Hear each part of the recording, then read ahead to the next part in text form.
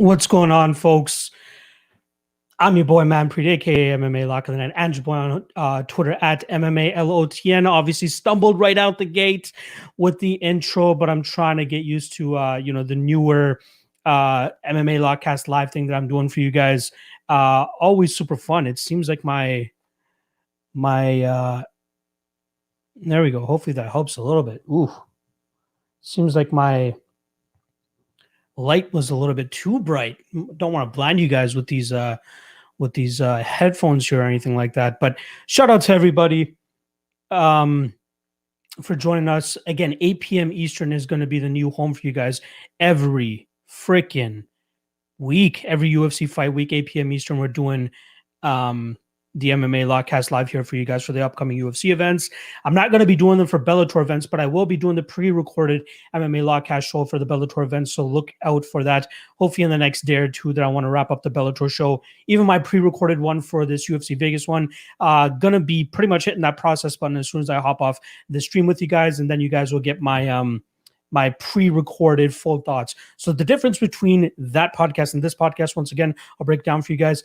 I record those breakdowns as soon as I'm done taping the fight. So the fight is super fresh on my mind. So I'm able to like ramble on and give you guys all my thoughts fresh off the presses, fresh off that research, compared to this one, which is, I'll gloss over the fights a little bit more, but I really want to entice some proper Discord with the actual community and the live chat here.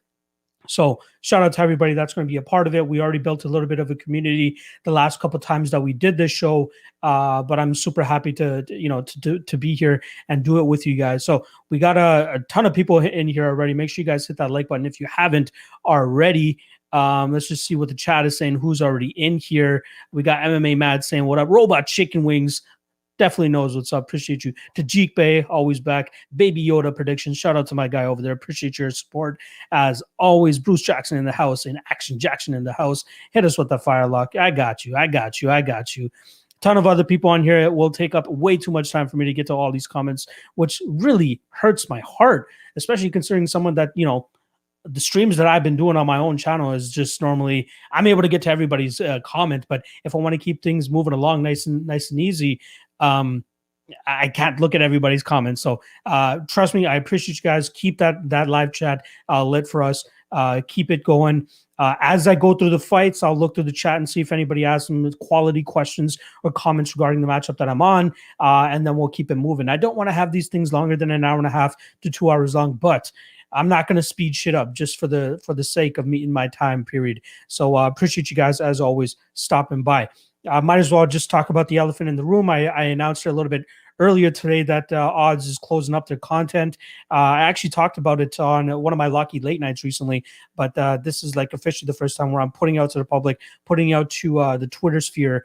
And so far I still have a couple of things in works that I can't really confirm at the moment. But the thing that I can confirm is on Fridays. Friday is going to be an action-packed day for you boys. So I will be live for the weigh-ins. For the weigh-ins, I will have my own little setup, but we'll be going from the moment that the weigh-ins start all the way up until the last fighter steps on the scales. I'll give you guys my thoughts as the fighters are making the way there. Obviously, there's a lot of lull in between that time, so that's an opportunity for us to just kick it with the chat, see what everybody is saying. But I know people have been kind of clamoring for a live weigh-in show, not to mention, there are the MMA outlets and media outlets that normally do that type of thing, but nobody's really covering it from a betting perspective. So your boy is king of content. Shout out my guy Scrap Copper for giving me that moniker, and we want to keep it moving like that. So Fridays, usually when they're in Vegas, I think their weigh-in time is like noon. So from noon to 2 p.m., I'm going to be doing a live show for you guys. I'll have all my my graphics and all that type of stuff to make it nice and pretty, so it'll be fucking dope. And then Fridays, I will be doing a pretty much a replacement show for the final weigh-in. So that show, as most of you guys will know, was that show with me, Cody, Bleed, and Guru. But that will be no more. It's tough. It's really shitty that got shot down, but I'm looking at it as a proper opportunity for me to go out there, build my channel, build a following, and also give shine to some of these guys that don't have a podcast platform and are really good in the game. I mean, there's guys that are fucking killing it, but they're just not on the the podcasting or the YouTube streams or anything like that. So my goal is to go out there and give some shine to these guys while giving you guys quality content to break down these fights. So 9 p.m. Eastern, Friday nights, we're right here on this channel, 9 p.m. Eastern. We're going to be doing the live stream. Me, and I've already announced the first 2 weeks of guests. So this weekend, we're going to have my guy Z's MMA. We're going to have Newsome as well, who's from MMA Play 365. And we're going to have John Stargarian from the Club and Sub podcast. So shout out to those guys. And then next week, I'm going to have the Odds Crew. We're going to have a little bit of a reunion. So we got Bleed coming by, Guru coming by, and Clint from Die Hard MMA podcast is going to be dropping by as well. Don't worry, Cody's still in the fold. I'm going to do him on a different week. I just can't announce anything about that yet. But that's what's going to happen. So Friday, 9 p.m. Eastern. Don't fret, even though Odds is cutting all their content. You don't need to worry about proper content being dropped because I'm going to do that for you guys. I'm going to fill that void, and I can't wait to get it going to a proper level. You know what I mean? We got so many guys that I can't wait to bring on and show to you guys, and go through every single card from top to bottom. So shout out to everybody that's going to be supporting, and hopefully we can snatch those people that were watching the Odds Crew and bring them on over to my channel and have a home for them every 9 p.m. Eastern on Fridays. And then obviously here too, if they want to come by here Tuesday evenings, 8 p.m. Eastern, they're more than welcome to do as well. So shout out to everybody that's doing that. Let's quickly see what the chat is saying here. DXJC is asking why they're clipping the entire. It's not just the MMA squad. It's everybody. Like Jimmy the Bag, everybody pretty much. They're not doing content, period. It's not just MMA. Free Freeball is saying, can't you afford just move to one of your own channels? Thought about it, talked about it. It's kind of tough to get all four of us to agree to do it, especially not getting paid. You know what I mean? That was a big incentive to dedicate and commit every Friday night to do a show, on somebody else's channel. That would be very tough to kind of swindle. So the way that I looked at it, it would have been even very hard for me to find 3 other guys that I would find that would be down to commit to do a show and not get paid and only just focus on the exposure they get off of it, which is why I'm doing a rotating style for that too, with a different set of guests every single week. So that was kind of what's going on there. Thursday is still up in the air. I'm still trying to figure out what's going on. Got a couple things in the works right now, but we will promise, or I will promise to bring you that Propping You Up show or something similar every Thursday evening at 8 p.m. Eastern. Can't announce anything yet, but as soon as I know, you guys will know. Trust me. There's the question. Mark is already asking it. I will confirm with you guys as soon as I can confirm. I just don't know right now. MMA Kappa is saying lucrative MMA is one of those guys. Absolutely. That's one guy that definitely want to get on the show. He's so awesome, and he definitely needs a big platform as well. SD Crusader sounds like they're getting rid of MMA. It's just not, again, it's not just MMA. It's pretty much everybody for sure. Matt Reed, thoughts on MMA Guru? Me, you, and him are my favorite MMA channels. I'm assuming you're talking about Prediction Guru. Prediction Guru is my guy. That's my guy. Brady's saying smart. Yeah, I got to keep it moving. Got to keep the content rolling for you guys for sure. DXJC saying you also really consider keeping the show. You guys could start a new channel. If you kept the name and time the same, you'd probably be able to retain a large portion of the viewer base. Yeah, it just financially it just doesn't work out. That's the only issue there, right? All right, let's move things on. So the first thing that I'm always going to go over, no matter what podcast I'm doing, will be my recap of the last event. And last event, it was Bellator 255 this past week, where we managed to capitalize and go plus 2.83 units. I went 2 plays on that night. The first one was the lock of the night play at Khalid Murtazaliev, 4 units at minus 275. That hits way more of a sweat than I wanted it to be. I had a 1-1 going into that third, and then I thought that Murtazaliev did enough to grind out that victory. So solid win for us over there. And then the dog of the night play was the under 4.5 rounds on the Patricio Pitbull and Emmanuel Sanchez fight, plus 138, 1 unit cashes for plus 1.3 units. At the end of the day, like I said, plus 2.83 units. Very happy with that. That was an awesome night. Even on the prediction show that I did for you guys, I only did the main card and I went 5-0. It was a solid spot. I wish I had the balls to actually go out there and bet Kana Watanabe.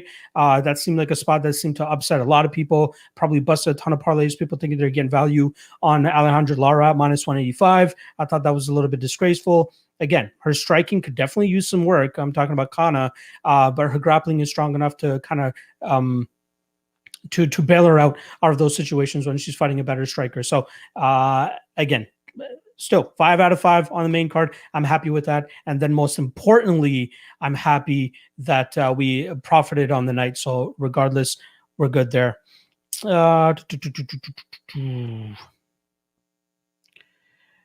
Equalizer Human is saying plus 17 units. That's my guy right there. Mystic Souza screwed him.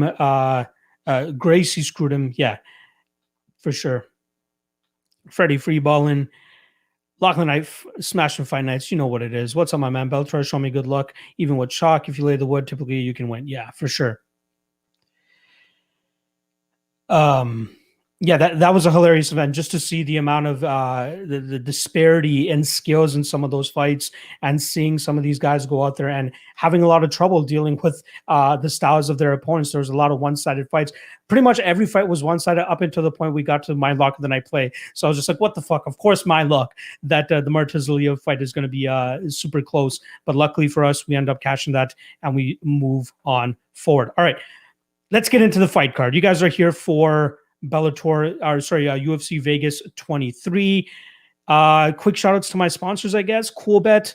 Make sure you guys sign up at coolbet.com. It's mainly available in Canada as well as a couple of Southern American countries and also a couple of Scandinavian countries. So make sure you guys check that out. Very good website. They allow you to parlay props. They got a ton of props. They got great lines. Sometimes they might slack on getting some lines out, but sometimes they don't. And when they don't, you usually get great lines. So make sure you guys check out Coolbet. Make sure you guys use the promo code MMALOTN2 and they will match your initial deposit up to $200 on the first on your first and initial deposit. Next up, Fanatics MMA. Make sure you guys check out Fanatics Fantasy MMA. It's a great fantasy app. They're solid with what they do. A very sleek app. Not only is it covering the UFC, but they cover a ton of other promotions as well. So you can just like go up to head with your friends and shit. I have my own The Lock Squad group where we kind of just compare picks every week. And they even have a chat option in there. So even if you don't follow these people on Twitter or anything like that, you can chat within the app itself. So it's a great app there. And then lastly, the Patreon. If most of you, I believe, or not most of you, but a good chunk of you are a part of the Patreon. So shout out to everybody on the Patreon. Your boy's getting ahead of schedule. I know I'm a little bit dropping the ball this week, but we got Vegas 23 finishing up this week. Not to mention Bellator as well, which I'm going to hop into probably either later tonight or tomorrow. And then we start moving ahead. So what Patreon members benefit from is early access to the breakdowns from my pre-recorded show, official picks, and not to mention the best bets and props article, which is a great article as well. A lot of people like, I give you my best bet and prop for every single fight, along with my confidence rating. So you don't just, say, okay, he's betting this, but how confident is he in it? So I'm sure a lot of my Patreon members are super happy that they're able to get that little caveat added to every single breakdown. So yeah, got a ton of great picks on there, and not to mention the Discord channel. A lot of people are live and active in that channel, giving community picks, not just MMA, but other stuff too. So I'm glad that they're able to hold that channel down for me. And obviously talking shit while we're watching the fights. There's a live event banter thread where we just, as the fights are going on, we stay active there and just talk some shit. So once again, Patreon, link is in the description below. Make sure you guys check that shit out. $5 a month. Best fucking bang for your buck you're going to get in the community. I guarantee you that. There's a reason why it's the biggest, I will say it's the biggest MMA specific MMA, exclusively MMA betting Patreon out there. I guarantee you that. Exclusive MMA. All right, let's move the fuck along. I don't want to prance too much about the sponsors or anything here. You guys are here for the fights. So what we're going to do is get to the fights. First and foremost, we got Impa Kasanganay versus Sasha Palatnikov. This is the first fight of the night. We got a -290 on Kasanganay and plus 245 on Palatnikov. So this is Impa Kasanganay's first fight down at 175 pounds in the UFC. And it's weird as hell because when you see the guy, he doesn't look like the biggest dude, right? He's a he's a lankier type of opponent. So that's something that people should take into consideration. But now coming down to 170, I think he's going to be one of the bigger guys at this division. He has the frame for it. And I think he has a technique to go out there and actually put on a good show and really put it on his opponents. I think this is a great matchup for him with Sasha Palatnikov. And shout out Sasha Palatnikov, who came onto my channel afterwards, after he beat Luis Kosi, and tried to call me a fraud because I picked Luis Kosi to win. All I was hoping for was an under 1.5.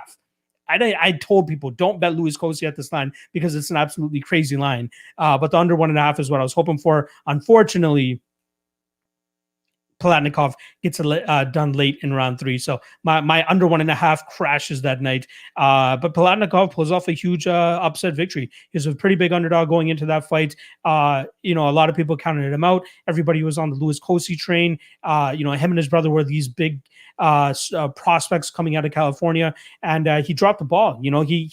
I think they even put out the stat. There was a milestone for Luis Kosi in that second round. About 7 minutes in was the most amount of time. Like, if they accumulated all of his fight time from the past and added it together, it was less than how long he fought against Sasha Palatnikov. So the guy used to just go out there and just smash these guys and, really fucked up. And, his gas tank didn't look the greatest. It really seemed like the steam of his punches were really not as good come that second round. And then Palatnikov was really able to take over there. So good showing from Palatnikov, great durability. He was in some sticky spots in that first round, but he pulled through and then eventually started really dig into the body of Kosi and started putting him away there. In this fight against Kasanganay, though, I think that Kasanganay is just a little bit more sharper. I think he's the better fighter. I think he has a sharper technique. I think he's going to put it on Palatnikov. The only concern here, though, is what's Kasanganay's chin going to look like after that devastating knockout from Joaquin Buckley? Now, I'm not of the belief that, you can just automatically go out there and be like, Kasanganay's shit now, just because he got knocked out by freaking by Joaquin Buckley by a once in a lifetime type of knockout. You can't just knock right off this guy's the credibility and his skills and what he's done up until that point, up into the Buckley fight. It seemed once the fight started, within a minute or so, you've seen, okay, this is probably not the greatest stylistic matchup for Kasanganay, because every time he tried getting his shots off, you saw a great return from Buckley in terms of big power shots that were making it very frightening for Kasanganay to continuously close the distance and get his shots off. It was insane, the knockout. Let's not forget about that for sure. But Kasanganay down at Sanford MMA now, going down a division, trying to reinvent himself, essentially. Like I said, going down a division. So just as my guy here said, Dylan R, shout out Dylan R, saying it's going to be interesting to see what Kasanganay looks like at the weigh-ins, and that's something that I'm going to be focusing on that weigh-in stream that I do on Friday evening or Friday afternoon. So yeah, that's something to keep in mind. With that said, minus 290 is still a little bit crazy, right? I think it's a little bit too much given the X factor of that last fight. But stylistically, like if he wasn't coming off that KO loss, he probably is a minus 400 favorite here. Like I think the betting public wouldn't be as concerned with Kasanganay if he wasn't coming off such a crazy knockout. Like if he lost by decision to Joaquin Buckley, I guarantee you Kasanganay is probably a minus 400 favorite here. I mean, I think if he didn't get knocked out in that fashion, he'd be a bigger favorite. But still, I still think he's too big of a favorite here. So I'll go with Kasanganay to point Palatnikov here. I'm going to take him to win by decision. I think he's a solid spot, but again, the odds are just a little bit too far out. My guy Freddie Freeball in here is saying Impa is overrated. I kind of agree. However, I think this is a great stylistic matchup for him. It's once he starts fighting guys that are a little bit higher level, I think he's going to start running into some trouble. And Palatnikov is a good striker, but I think that Kasanganay is about a notch or two above him in that realm. So I think we'll see a clean technical performance from him, and he's going to go out there and win a decision victory. I think it looks very good, but the odds are just a little bit too crazy. Let's see what the chat is saying here. Shout out to my guy Nick West with the $20 donation. If you parlay Bahamondes, I'm unfollowing. You don't have to worry about that. I can't wait to get into that fight for you guys. But appreciate the dono there, buddy. Let's see what else people are saying in here. People are already talking about the main event, but we're going to go one by one, and then I'll eventually get to those comments. Freddie Freeballing is saying Impa leans his chin so far forward. True. Bruce Jackson is saying once in a lifetime knockout, Impa will be good. Exactly. That's what I'm That's what I'm doing. Hunter Silver is saying, Lock, I've been landscaping for 12 fucking hours. I needed this. Thank you, bro. 8 p.m. Eastern, Tuesdays, fight week. You know where to find me. So if you have a long day, I got you, brother. I got you. DXJC is saying Impa definitely coming back big here. That KO was a once in a lifetime kind of shot. Real concern here is him cutting down to 170 for the first time ever. I agree. The guy looks chiseled even at 185, which is crazy. So I'm interested to see what kind of transformation his body would go through going down to 170, and if it potentially has an effect on his cardio, because I feel like he's going to have to go a full 3 rounds here against a very game Palatnikov. But I'm giving him the benefit of the doubt. I think that he will go out there and still outstrike our guy Sasha Palatnikov. Shout out my guy Rajvin Joe Holtzman. For those of you who don't know what that means what's up. Tajik Bey is saying Bahamondes is a lock, Holland is a lock. If y'all don't know Tajik Bey by now, you know what he's spewing. My guy Amin Kaler in the chat saying Joe Select and Gamrot Parlay already locked in. Can't wait to get into those spots. Amin Kaler is saying only thing Miller may pull off the upset. MMA Genie is in the chat saying Nina looks great. I'll definitely talk about that once we get into there, or once we get to that fight. Fender Jazz is saying 6 months should be good recovery from the KO, but it's not ideal. I still got Impa. Exactly. Again, if he was better odds, if he was closer to like minus 150, I'd be a little bit more down to go out there and bet this guy. Evil Stuff is saying Hunter Azure is low-key doo-doo. I agree. All right. Let's get into the next fight here. So what do we got up next? We got Jung versus William Knight. Minus 135 for Jung, plus 115 for William Knight. If you guys remember, William Knight was supposed to fight a couple weeks ago against Alonzo Menafield. I believe he tested positive for COVID. I could be wrong, or at least one of his cornermen. Needed that.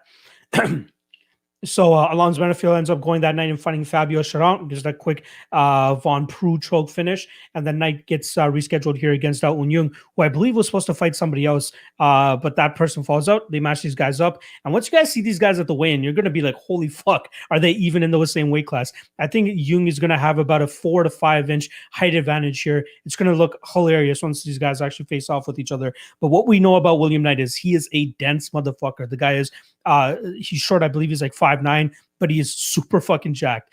Jung, on the other hand, a big guy, 6'3", can go out there and actually, land some good strikes. He has good striking, great power in his hands. Obviously, that knockout of what's his face, freaking Mike Rodriguez, that was a big one. His fight against Sam Alvey, obviously a lot closer than people expected it to be, especially considering that Jung was a minus 350 favorite going into that fight. That fight goes to a draw. Personally, I thought that Sam Alvey won that fight. 10-8. Round 3 was a little bit crazy. He did rock him and drop him, but I felt like that Alvey did enough to stay in that round to warrant at least a 10-9 and not a 10-8. Unfortunately for Sam Alvey, he does not get to cash as a big dog, and we get a draw that night. Again, the fight before that, Mike Rodriguez knocks him out, and then the fight before that, the scrub-a-dub champion Khadis Ibragimov versus Jung. Crazy sloppy fight, and eventually ends as a standing guillotine choke submission victory for Jung 3 minutes into round 3. Fucking hilarious fight. But we're finally starting to see Jung start to climb the ladder.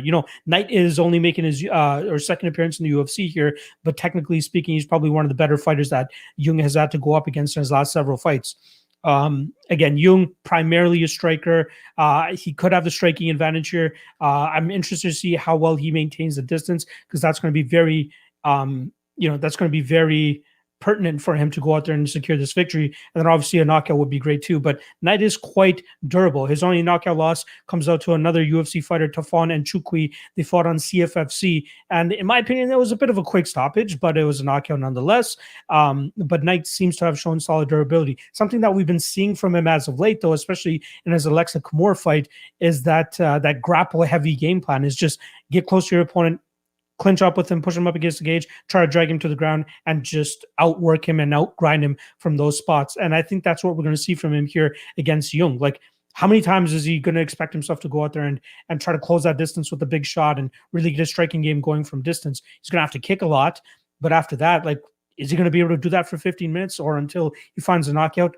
I don't think so. I think we're going to see him go in there and try to clinch up with Jung. I think we're going to see him try to drag him down and just try to ride him out that way. I think that's the best approach for him here to win this fight, especially with that huge size difference that he's going to be at. Jung apparently came to the U.S. on Friday. And if I'm not mistaken, that's usually early for fighters. They usually come in Monday or Tuesday of fight week. I'm not exactly sure what it is now, given the whole COVID precautions and all that. But apparently he came a little bit earlier just to get a little bit more acclimated with the time difference and all that. Not to mention, these guys are fighting at 9 a.m. or at least the card starts at 9 a.m. In Vegas. So, most of these guys are going to be up at like 2 a.m., 3 a.m., just treating it like it's a normal day. So that's something we all have to keep in mind too. But yeah, I still think that Jung, even with the striking advantage here and the size advantage, I think Knight will be successful in closing the distance, getting a hold of Jung, dragging him to the ground. Obviously, something that's very important that a lot of people bang on, especially when analyzing fights with the wrestler. The guy with the lower hips to the ground more often than not finishes takedowns or completes takedowns. I said more often than not always, but more often than not. And I expect that to be a big key here for Knight to be able to drag this fight to the ground and make it, completely nullify that size and strength advantage, or, I'm going to say size advantage that Jung has. In terms of strength, I think that Knight is going to be the much stronger guy here. And I'm not sure how many people would want to debate that with me. So, I'll go Knight here. And I'm not sure if he'll win by TKO. I'm not too mad at the cardio from Jung. Again, he rocked and dropped a Sam Alvey in that third round. Seems like he's still good to go. But what is he going to look like when he's getting not ragdolled, but at least grinded out for the first 10 minutes of the fight? Is he going to be able to survive a full 15 of that? I'll give him the benefit of the doubt. I'll say that William Knight grinds this fight out, takes a decision victory, and isn't too bad of an underdog here. Again, he was going up against a much heavier striker in Alonzo Menafield. I think Jung is a little bit more technically better of a striker than Alonzo Menafield, but he probably carries some power as well compared to Alonzo. But I'm still going Knight here. I think he can grind this shit out. Thomas Jordan is saying he smished the like button. If you haven't smished the like button, please do. Please do. It definitely helps on these nights where I'm trying to secure myself an 8 p.m. slot that everybody can look forward to on a week-to-week basis. Let's see what the chat is saying here regarding this matchup. Freddie Freeballin is saying Knight's going to kill this guy. MMA Matt is saying Knight by decision. Yep, that's the spot that I like as well. Matt Reed is confirming the height difference here, 5'9" to 6'3", 6-inch height advantage for Da Un Jung. That is absolutely correct. Fender Jazz, Knight's so crazy athletic and flexible for such a thickly muscled brick house. Yeah, there's not a lot of guys that we see with his frame. Like there's usually like the smaller weight class guys, like the Chad Mendeses, who are kind of like the 135 pound or 145 pound division of a William Knight. Those are usually the guys that we see that are super athletic and flexible, but you don't normally see it at 205 pounds. So yeah, William Knight is definitely built much differently than other fighters that we've seen in the past. Freddie Freeballin is saying both guys will look like zombies if this fight makes it to the third round. I don't know. I think I'd give the slight cardio advantage to Knight. I'm not sure. I don't want much to do with this. Tom Stout is taking this fight to go to decision. I don't think that's a bad spot. Evo Steph is expecting a very patient William Knight, and I'm right there with you, brother. Danny Lopez, Knight can grapple too. Think he's a live dog. Yes, I absolutely agree. Let's see what else the chat is saying in here. Freddie Freeball is saying Knight is a parlay piece by KO. Ooh, I don't know about that. That's too much. MMA Genius saying Alonzo would have melted Knight. Maybe.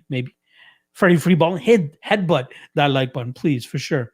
More with less. There's a big difference when a guy can wrestle and when a guy needs to wrestle. Jung is going to be in control of the direction of the fight and decide how things go.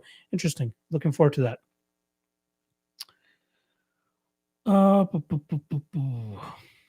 Daniel Rodriguez in the chat is saying, if everyone is picking Knight, why is Jung line growing wide? Yeah, I'm not sure. I'm picking Knight, but not saying I'm betting him. That's all I got to say. Mr. Campy 412 is saying Knight does tons of endurance training. I think he looks better in round 3. Interested to see that. Public like Jung because of reach, yeah, probably. Again, once they see that weigh-in stare down and stuff, I think the line might even get wider for Jung, and you could possibly get better money on William Knight. night come weigh-in day. All right, let's keep things moving along here. Next up, we got Luis Saldana versus Jordan Griffin. We got plus 120 on the UFC vet Jordan Griffin and minus 140 on Luis Saldana. I'm very excited for this fucking fight. Very, very excited because I'm a fan of Luis Saldana, but I think that this is a very tough test for him. And not to mention, this card is riddled with contender series guys. You'll see Kizriev later. You'll see Bahamondes a little bit later. But there's a ton of guys that are hopping over from the contender series, and a lot of these guys are the favorites. Automatically, it seems to be that. Like I wish I had the statistics for you guys before I did the show, but I feel like there's way more losses for contender series guys in their first fights in the UFC than there are wins. Like the only guy that I can really think of off the top of my head that came off the contender series and won his first fight, well, two, I should say that, Joe Selecki against Matt Wyman and Sean O'Malley versus Terrion Ware. Like there's guys out there that just, and then there's like the Gloria de Paulas, and then there's the, who are the other contender series guys that shit the bed. There's so many of them. So we got to be very careful in terms of which ones you guys actually pick. Right? Be very, very careful. But in terms of this fight, Saldana looks like he has a great striking game, uses his jab and his distance range very well. It was very unfortunate to see him have to take this guy in Griffin, who isn't really a striker. He can strike, don't get me wrong. Jordan Griffin is a solid striker, but he definitely gets his best work done when he takes fights to the ground. So right off the bat, Luis Saldana is getting a fight or a stylistic matchup that could cause him troubles. We didn't really get to see too much of that in his last fight on the contender series, nor did we get to see it in much of his regional scene fights. And not to mention the level of competition down there is completely different. So be very careful in terms of, yes, Tristan Schuhauser. Thank you. Sure House saying Cheyenne buys. I absolutely agree. Absolutely. Another one, right? Another contender series person that can go out there and shit the bed. And even her husband, right? JP Bays. I believe he was a bit of a favorite in that fight.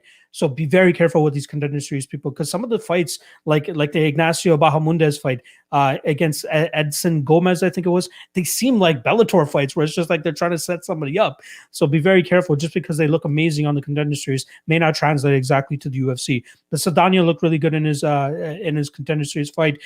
His striking looks amazing. Again, he's really able to put a pace on these guys that they're just not able to keep up with, especially with the striking. Now, the good thing about Saldana is he has 6 losses, and normally that doesn't seem like the greatest thing, right? But when you have losses under your record, you know what holes are in your game. When guys just come to the UFC with an undefeated record, it's just like they've never tasted defeat, nor do they think that they need to really fix anything because they haven't really run into any trouble. But Saldana, he's 14-6. The guy made his pro MMA debut in 2011. Like the guy's been around for a long time. So that is only a solid thing for him to come in here with 6 losses. And again, some of his losses against guys, well, the 3-2 guy, Alex Wiggs, that's a very sketchy one. Didn't get to see that fight. Lost to Mike Santiago, used to be in the UFC. Justin Lawrence used to be in the UFC a long time ago. I think he's currently in Bellator, if I'm not mistaken. But yeah, the contender series fight against Vince Murdoch, he was able to handily maintain the distance in that fight. He had a huge height and reach advantage over Vince Murdoch there too, and Murdoch was just not successful in getting that fight to the ground. That's the issue. I think Griffin will have success with getting this fight to the ground, or at least like putting it up to or at least like clinching up against the cage, dragging the fight to the ground, whatever it may be. I think that Griffin has a lot better of a chance than Vince Murdoch had. And even Vince Murdoch, like coming from a Team Alpha Male camp, those guys are known to be wrestlers, solid guys with top pressure. But once they're not able to get the takedown and they're not able to close the distance properly, which Murdoch was not able to do, they kind of get demoralized and then eventually get finished in that third round, just like Vince Murdoch did that night. But Griffin, on the other hand, I think nothing will really deter this guy.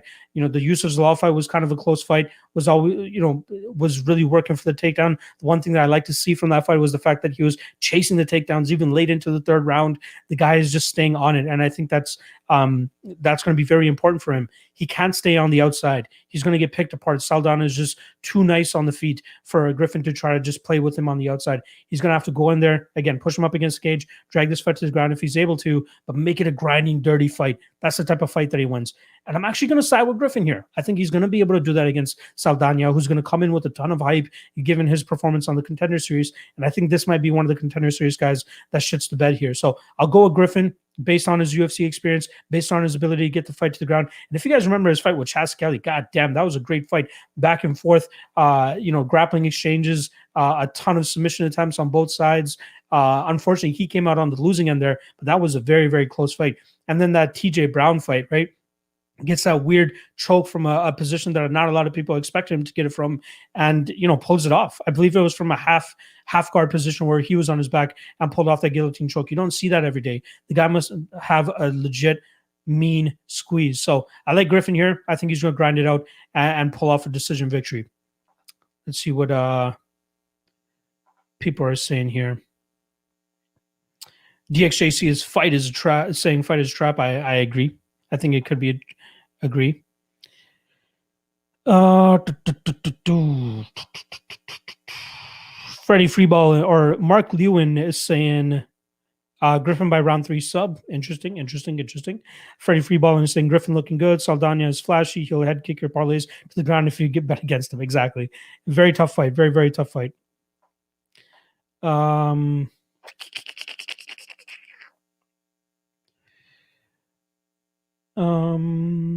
Let's see what the rest of the chat is here. Timothy Triano is saying Griffin by submission or decision. Don't know which one I'm going to go with yet. Yeah, I'm going to go with decision. Saldana training at an MMA lab. I'm sure that he's getting a ton of good work down there. I think he only recently went over there within his last couple fights. DXJC is saying Louise is a trap. Don't fall for that Contender Series performance. I agree. Freddie Freeball is saying Griffin needs to fight in the phone booth or he's fact. Right there with you, brother.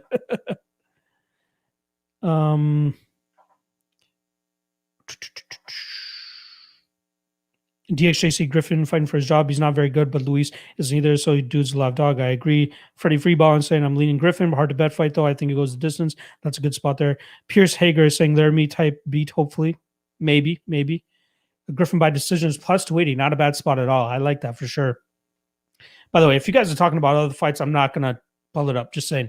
Until we get to that fight, I'm not talking about other fights. MMA Matt Griffin, Saldana results, Darren Till by KO. I love it. Timothy Triano is saying Fade Contender Series in their debuts. Possibly. Yep. All right, let's move on to the next fight here. I believe it is. We got Jack Shore going up against a Contender Series guy here in Hunter Azure. He was one of the few guys that did actually end up having a victory in his first fight in the UFC after Contender Series. I believe it was against Brad Katona. Very close fight, grapple-heavy fight. Both guys showing good skills on the feet. But it was eventually Hunter Azure that picks up the decision victory that night. Next up, he goes out there and gets knocked out by Brian Keller in the second round when he's really not able to get his grappling game going and kind of starts stressing out, starts getting his gas tank getting taxed a bit. And you see him not panic per se, but really start to like figure out, okay, what the fuck do I got to do to get this guy out of there? And then Brian Kelleher lands a beautiful left hook and then follows up with some beautiful shots to put him out. And then the Cole Smith fight. I'll admit it. I had a little bit of money on Cole Smith that night because I thought he was too big of an underdog. And I had a feeling that it was going to be a grapple heavy fight. And Azure has a great wrestling background. If I'm not mistaken, he had a ton of injuries in high school and his collegiate career, which is why he never really went on to like the Olympics or anything like that. But then he turned his focus to the UFC or MMA. Obviously, started his career 8-0. Good start for him. Made it to the UFC, so he probably made it a good choice for his career. But that Cole Smith fight, man, shit gets dicey in the third round, and that's what it always seems to be for Hunter Azure is that his cardio starts to impact him. He only has one loss in his fight or in his fighting career, and that Cole Smith fight was just super close in that third round, where we had very dominant positions for Cole Smith, but he just was not able to get the finish. The difference here is our guy Jack Shore. He has great wrestling in himself. He probably doesn't have the credentials that Hunter Azure has, but he does go out there and show great takedowns, great top control. And the best point of all, which I think is going to be the biggest difference here, is going to be the cardio and the pace of Jack Shore. I think he's going to have Azure sucking wind by like the 7th or 8th minute of this fight. There'll be a ton of takedown attempts. I know Jack Shore will come into this fight with with it in mind to go out there and put a pressure on this guy, put pressure on him and make him work, and you'll start to suck his gas tank out. And as long as Azure doesn't knock him out, I think that Shore goes out there and grinds him out and potentially gets a third round finish. I'm going to say third round submission for Jack Shore, who has a ton of second and third round victories on his record, because he doesn't just go out there and lay and prey on these guys. He's going out there, taking these guys down, either trying to pummel their face with the canvas or finding a submission. And he does that more often than not, right? Like the guy is undefeated up until this point, 13-0. I believe he's 2-0 in the UFC now. Both a third round finish over Helen Hernandez in his debut, second round finish over Erin Phillips in his second fight. But just go over his last couple fights even before the UFC. Round 3 finish over Scott Malone. Round 3 finish over Mike Ikandayu. First round finish over Wesley Maya. Decision victory over Vaughn Lee, former UFC fighter. Again, he had let's quickly count it. How many round 2 and round 3 finishes he has? 1, 2, 3, 4, 5. 5 out of his 13. So just under half of his fights he's able to finish in the second and third rounds. But again, add into the factor that Azure has a very questionable gas tank and does slow down, even though he was getting some good positions against Cole Smith in that last round, and he wasn't like dying or anything like that. I think we're going to see more pressure from Jack Shore, which is why I think that Hunter Azure is going to get out of there. So I personally think, Jack Shore is like my. I don't want to give it away just to piss off my Patreon members, but yeah, Jack Shore is definitely one of my top spots on this card. I really like him. I think minus 160, even the line earlier this week at like minus 120 was a gift. Personally, I think he should be up at minus 200, minus 225. But yeah, I really like Jack Shore in this spot. I don't see Hunter Azure knocking him out. I don't see him out wrestling him over 15 minutes, maybe the first round. But after that, I think he's going to really have to work. And I think he'll be in a lot of trouble there. All right. Let's see what the chat is saying. SKD saying real luck the night fans know how much is leaning on that Shore fight. You give me Shore by sub, possibly round 3. Me and you, same wavelength, my brother. MMA Maddo is saying Shore hasn't met a high level wrestler. This is going to be upset of the night. My issue is how effective is he going to be over 15 minutes? He could out wrestle him in the first 5 minutes. Don't get me wrong. Yeah, I'm right there with you. But how can he sustain that? I don't think he can sustain that. Richard Cruz, Shore's not physical enough to gas out Azure. I absolutely disagree. Absolutely disagree there, brother. Respectfully, I disagree. Holy shit, throw back to Cole Smith, yeah. MMA Maddo, Shore looks great against low-level strikers. Again, I think this is primarily going to be a grappling fight. And even on the feet, I think he has a better technical stand-up. Like Azure, I think... he's more of that traditional wrestler striker, which is heavy looping shots, hooks, no real shots down the middle, no real technical striking, but just those big shots to kind of keep you honest and then eventually come in for a takedown. Freddie Freeballer is saying I like Azure, but man, he's been disappointing. Danny Lopez is saying Azure training at fight ready. I believe he is. MMA Maddo is saying Azure going to clip him. Favorites don't always win. Of course, favorites don't always win. Pierce Hager is saying very tough fight to predict in my opinion. I think Azure being so muscle bound will cause him to gas. Might sprinkle round 3 prop for sure. Plus, lock the night, you got Vettori and Shore on your multi-fight parlay, right? Did Holland change affected? Yeah, I had Holland when he was fighting Till. So that leg gets canceled. So I have Shore actually finishing this up. MMA Maddo, Azure is training with top level, aka Casey Kenny. Yep, you are right. Matt Lewin is saying Knight by decision and Shore to win in round 3 as a parlay. That would be a crazy payout. No, hard to bet against dominant ground game, even in step up. True, I agree. Freddie Freeball, I don't have guts to bet this fight, but I don't have the guts to tell anyone I'm betting my house on. Jack Shore all day, that's a man on fire, 25-0 with his amateur record. Damn, I didn't even take his amateur record into consideration. Timothy is saying, I bet 2 yuan money line on Shore minus 138. Great. Might hedge with round 1 KO for Azure, 70-1. The round 3 sub short. Yeah. Solid spot to hedge. I think that's the way you hedge. Pierce Hager, Azure seems prone to give up back. You got to be careful. Yeah. Brad Katona had his back in the third round. Cole Smith had the back in the third round. Tajik, I love you, but I'm not playing towards your trolling, just saying. You can be 30-0 against counts for sure. Hunter went to PI to address nutrition and conditioning. Interesting. This would be the fight to figure out if it got fixed, because Shore is gonna put a pace on him. Bruce Jackson is saying conditioning is not addressed in just one fight. Yep, you're right. Christina Miner is saying, glad to catch you live on this one. It's Big Monty. We getting fans at the July 10th event. I hope so. Shout out my guy, Big Monty, coming through.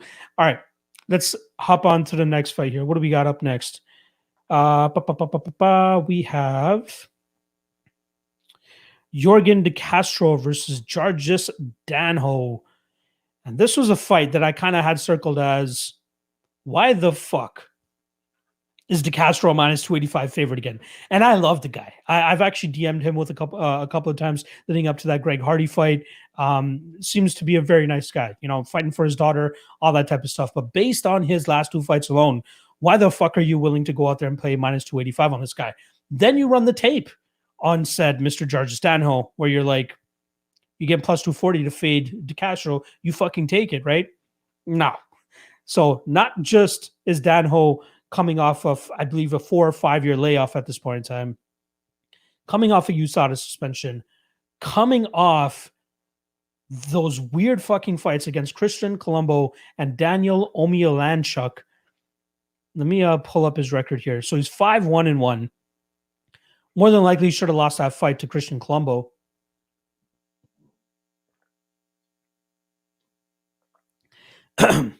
Colombo actually ended up losing a point that night because Danho pulled off like the sneakiest shit of all time.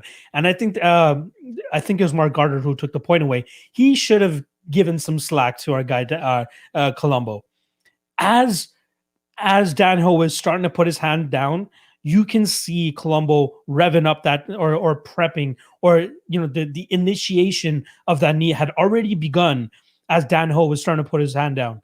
So there should be some sort of like, well, obviously we can't retroactively go back and give the fight to Colombo here, but in the moment, you should have been like, okay, look at the tape. You see as Danho is putting his hand down, you see Colombo gearing up or revving up that knee, and that's when he throws the knee, is when he thinks that Danho is not a downed opponent. And then right away, Mark Otter takes a point away. Danho plays it up. The guy is, it's, if you have the nickname Man Mountain, be more of a man. You know what I mean? I hate to say that as like a keyboard expert or armchair expert over here, but goddamn, I don't think I'm the only one that has an issue with the guy Jarjis Danho here. So even with that said, like it seems like if he's able to go out there and take his opponent down right away and just pretty much pummel his opponent and get that quick TKO victory, that's how he wins fights. If he's not able to do that, he's pretty much defeated.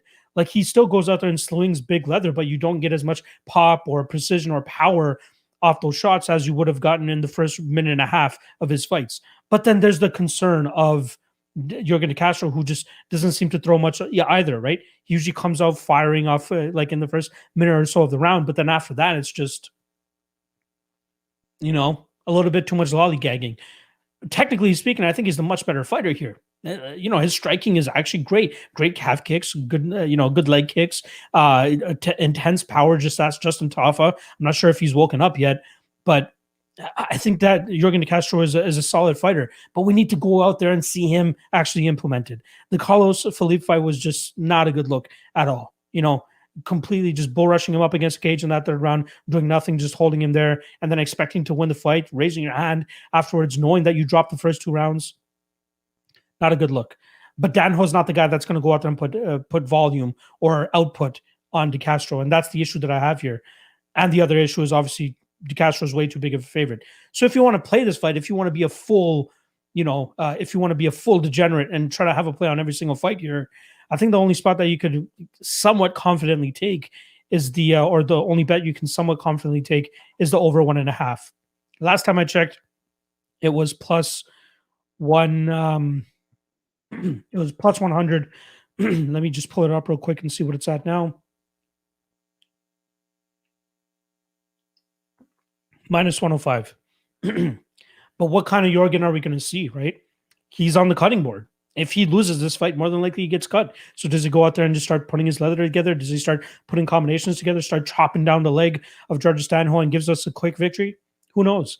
This fight is meant to be a dumpster fire, and that's exactly what it's going to be. So if you put money on this fight and you lose, no matter what you put money on, you can't be mad at anybody but yourself because you're being a fucking degenerate. That's all I got to say. I just realized that they have the full props out right now, and I just want to go back and quickly see what the props on Jack Shore to win in round 3 are, because that is obviously a round 3 spot I really like. Plus 800. God damn it. Fuck you, bookies. You guys are ahead of the curve right here.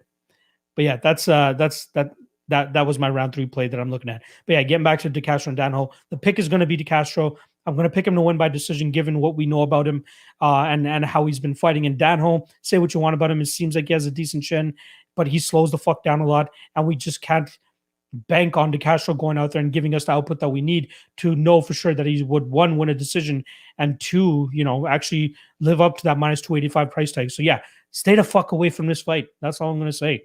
Stay away from this fight. My pick is going to be DeCastro. Even how bad Danho is, DeCastro still has a lot of questions about him too. So I'm going DeCastro decision, and I think the over 1.5 is probably the best spot to go with here. All right, let's see what the chat is saying. MMA Genius is saying DeCastro should not be minus 285. I'm right there with you. Danny Lopez is saying terrible fight. I'm right there with you. More with less is saying Danho might actually be the worst fighter in men's MMA. Well, no, the fact that Hadisi Blagimov is no longer in the UFC, I might have to agree with you there. My guy Freddie Freeball is like, who the fuck is Danho? I'm assuming you haven't watched MMA back in 2016. Evo Steph is dying over here.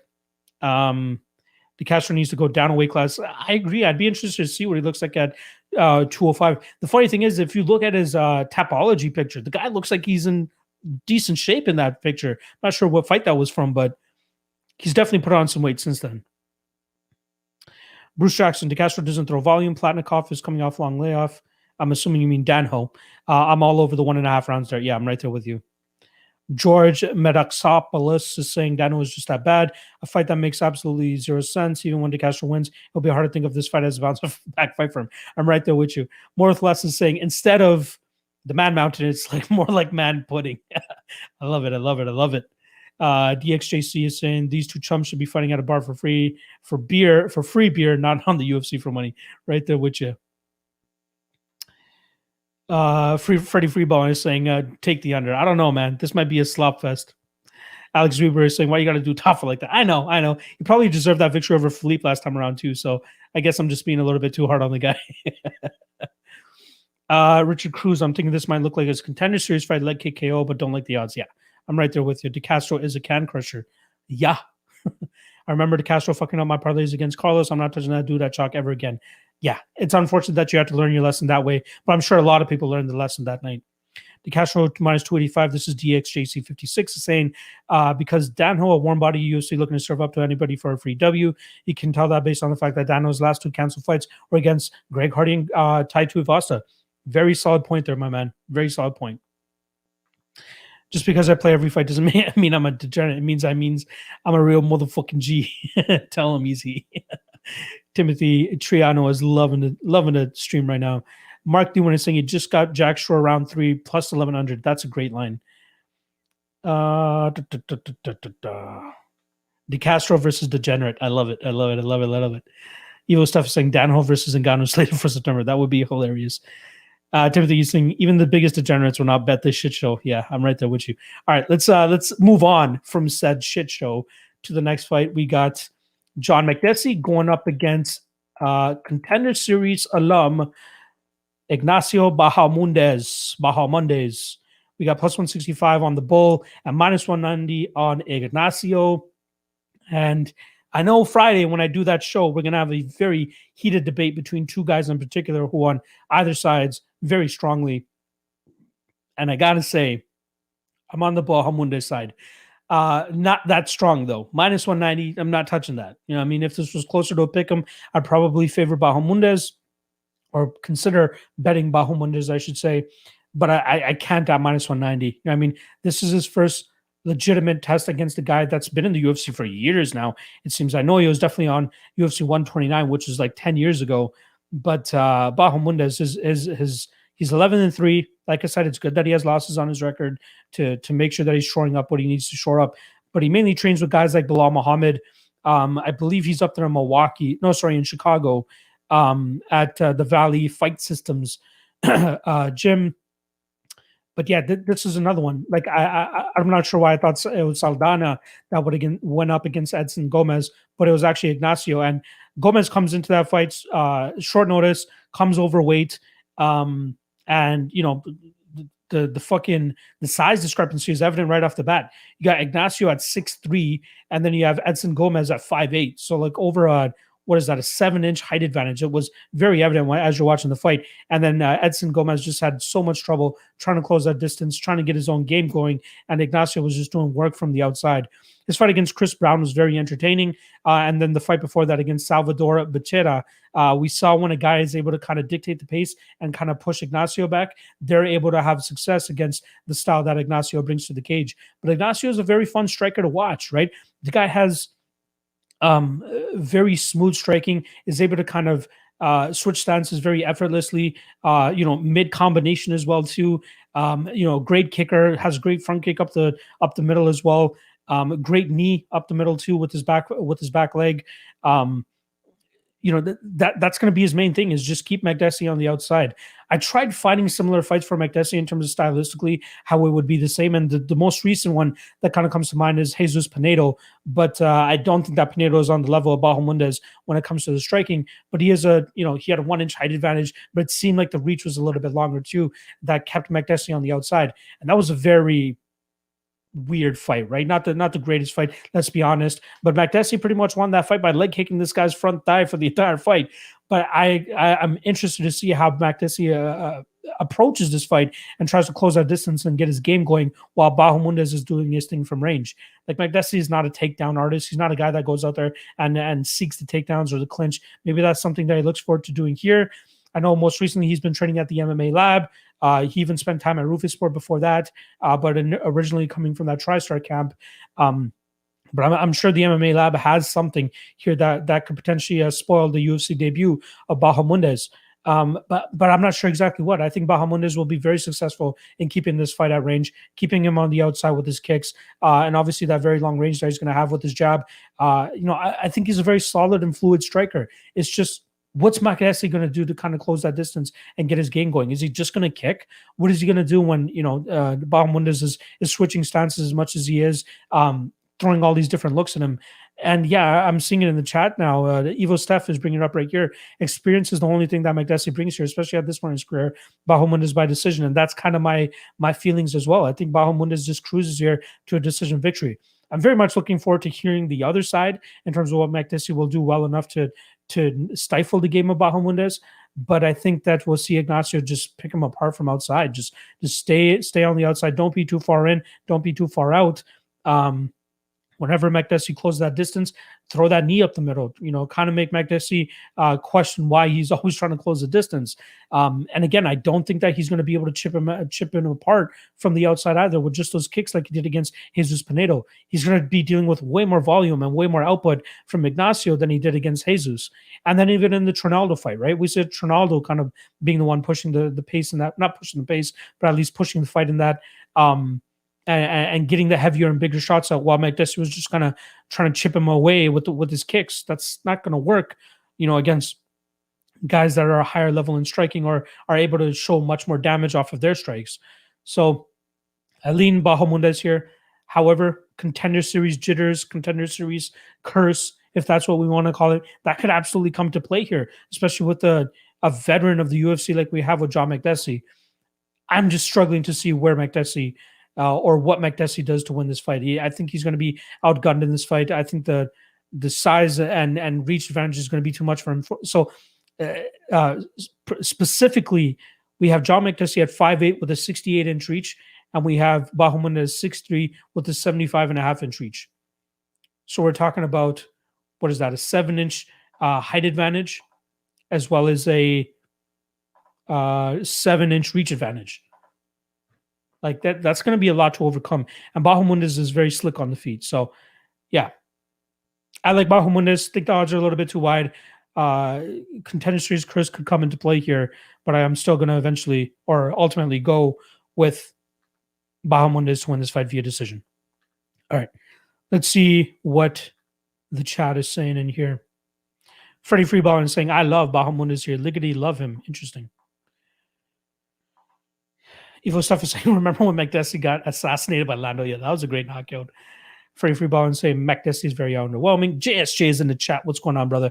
Appreciate you stopping by. Nick West is saying, Bell of the Ball is Bahamondes. Ooh, interesting spin. I haven't talked about Bell of the Ball in a long time now that I'm thinking about it. But for me, the Bell of the Ball thing needs to be like either a prelim headliner or on the main card at in some capacity. Like, I think the one that kind of screams Bell of the Ball to me on the main card here would be Sadiq Yusuf. But Arnold Allen is up there too, right? I don't know. Yeah, good point. Appreciate you, Nick West, for bringing that up. Remember when Makdessi got his jaw kicked off by Cerrone and called timeout? Makdessi been around. Yeah, he's been around for so fucking long. JSJ saying 0% takedown accuracy rate for Makdessi. Exactly. Freddie Freeball and Bahamondes by Roundhouse. Bruce Jackson saying in Bahamondes we trust. Dana White Contender Series legend. I love it. I love it. More with less is saying he's going with Ignacio, but his two fights prior to Contender Series were very underwhelming. Nonetheless, seems like a stylistic layup for Ignacio. I wouldn't say layup. Again, we can't completely discredit Makdessi, but I think that the fight should be much closer lined or closely lined. DXJC is saying Bahamondes is the biggest trap on this card. That man has lost to some truly unbelievable shit tier talent. Exactly. It could come back to bite him in the butt. Pierce Hager, Ignacio's head kicks are very sneaky. Good catch, Makdessi. Yeah, I like that angle as well. Nick West, any chance Makdessi upgrade those thigh kicks to low calf kicks? That would be a great approach. Try to immobilize the bigger, taller man with those calf kicks, and things could open up for him. I like that approach. He's got Ben Henderson in his corner. Who knows? Evo Steph is saying John Makdessi historically susceptible to head kicks as well. Good point. Bahamondes could absolutely decapitate him, I think. I take back what I said about the two guys. These two guys belong fighting in a bar. No. It's not that low level. Come on.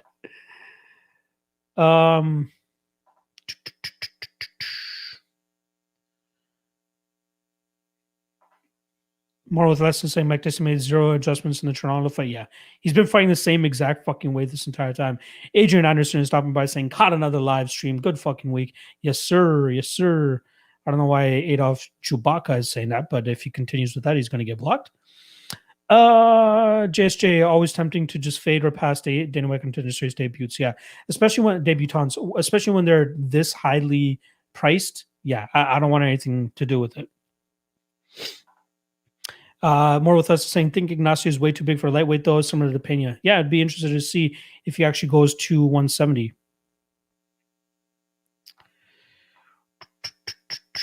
Daniel Rodriguez is saying, I'll never get tired of Locke saying interesting. It's just fucking habit. It's a habit. I'm trying to bounce it, but it is what it is.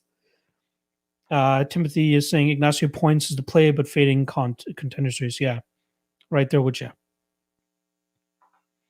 Contender Series debuts after scar tissue. Cheyenne buys. Yeah, that was bad.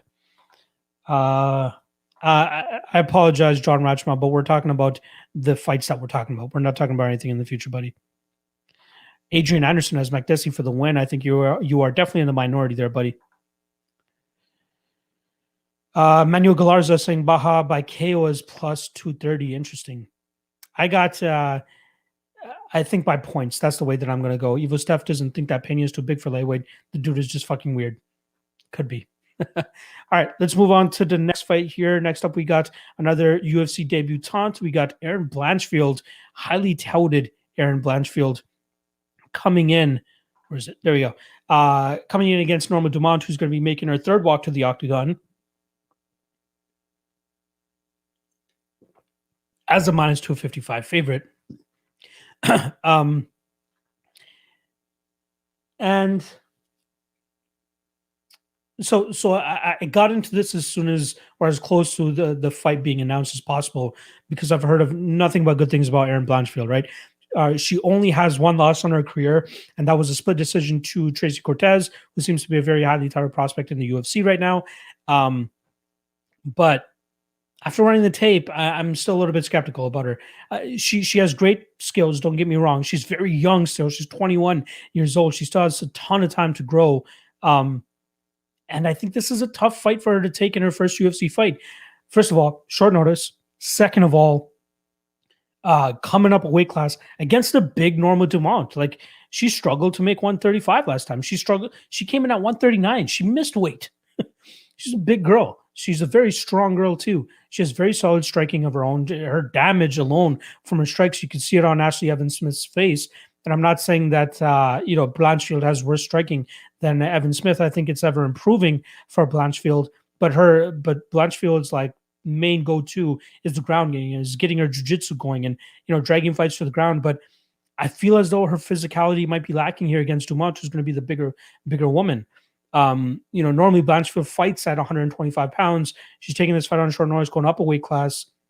She might be in some trouble here trying to drag Dumont to the ground, who seemed to show decent takedown defense against Ashley Evans Smith, who I believe has more wrestling credentials than Erin Blanchfield. Is she a better MMA wrestler than Blanchfield? I don't think so.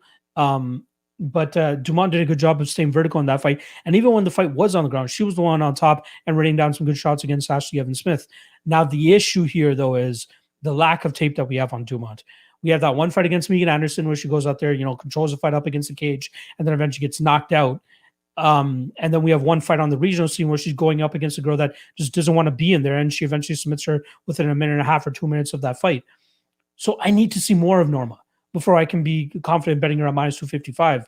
But given what I have so far, I lean Dumont here. I think the physicality eventually is just going to be too much. There's so many fights where a fighter will be so much better on the feet, or they'll be so much better on the ground, but the other fighter is just not able to get it going. And I feel like this is an instance where we'll see Blanchfield struggle to get this fight to the ground. It's intriguing at plus 215 because if she does get the takedown, I think she'll have a big advantage over Dumont there. But I think she's just going to get struggle here. I think her striking still needs work. I think the longer this is in the striking realm, I think we see Dumont light her up. I think she has the more power on her shots. We see it, firsthand in the Ashley Evans Smith fight, where Smith might try to go out there and outpoint and outvolume you, but Dumont was the one landing the bigger, more impactful shots. And I think that's where Blanchfield is going to be struggling. It's clear that she's making improvements, but her bread and butter is that takedown game. Like her last fight against Brogan Sanchez, she goes out there and strikes for a little bit in the round, but eventually gets the fight to the ground, which is where she does her best work.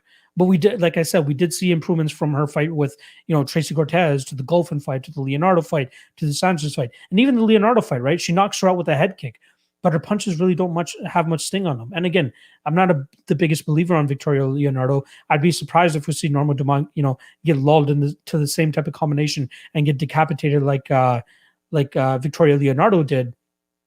But I think that Dumont gets the better of the striking.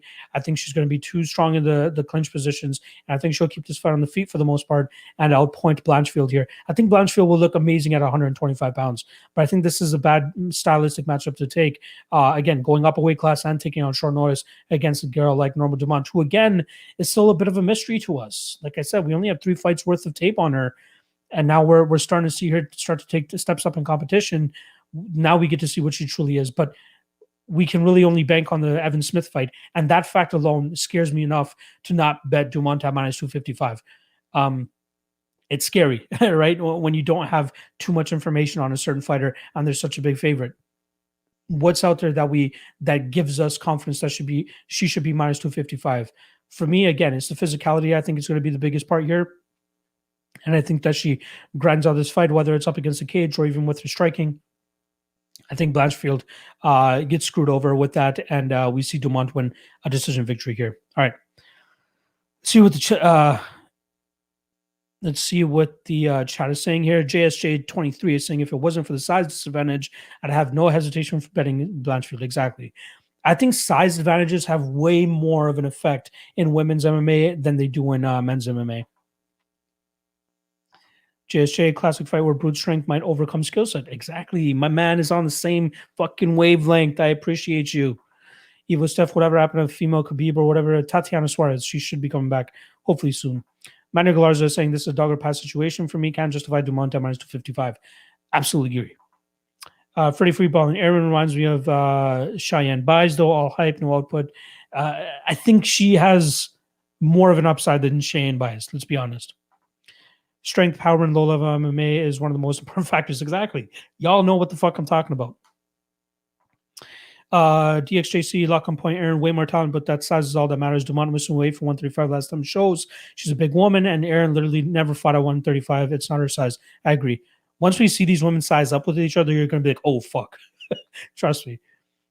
I'm not banging on anybody taking a shot on Blanchfield at plus 215. Like, again, she's the more skilled fighter, especially on the ground here. But that size difference is going to be a little bit too much to overcome, in my opinion. DXJC, she's going to be getting straight up dwarfed, but I'd love to see her upset Dumont. I'm right there with you. I heavy 08. Is Dumont a good parlay piece? I wouldn't say so, man. I hate banking heavily on a fighter that we don't have too much information on.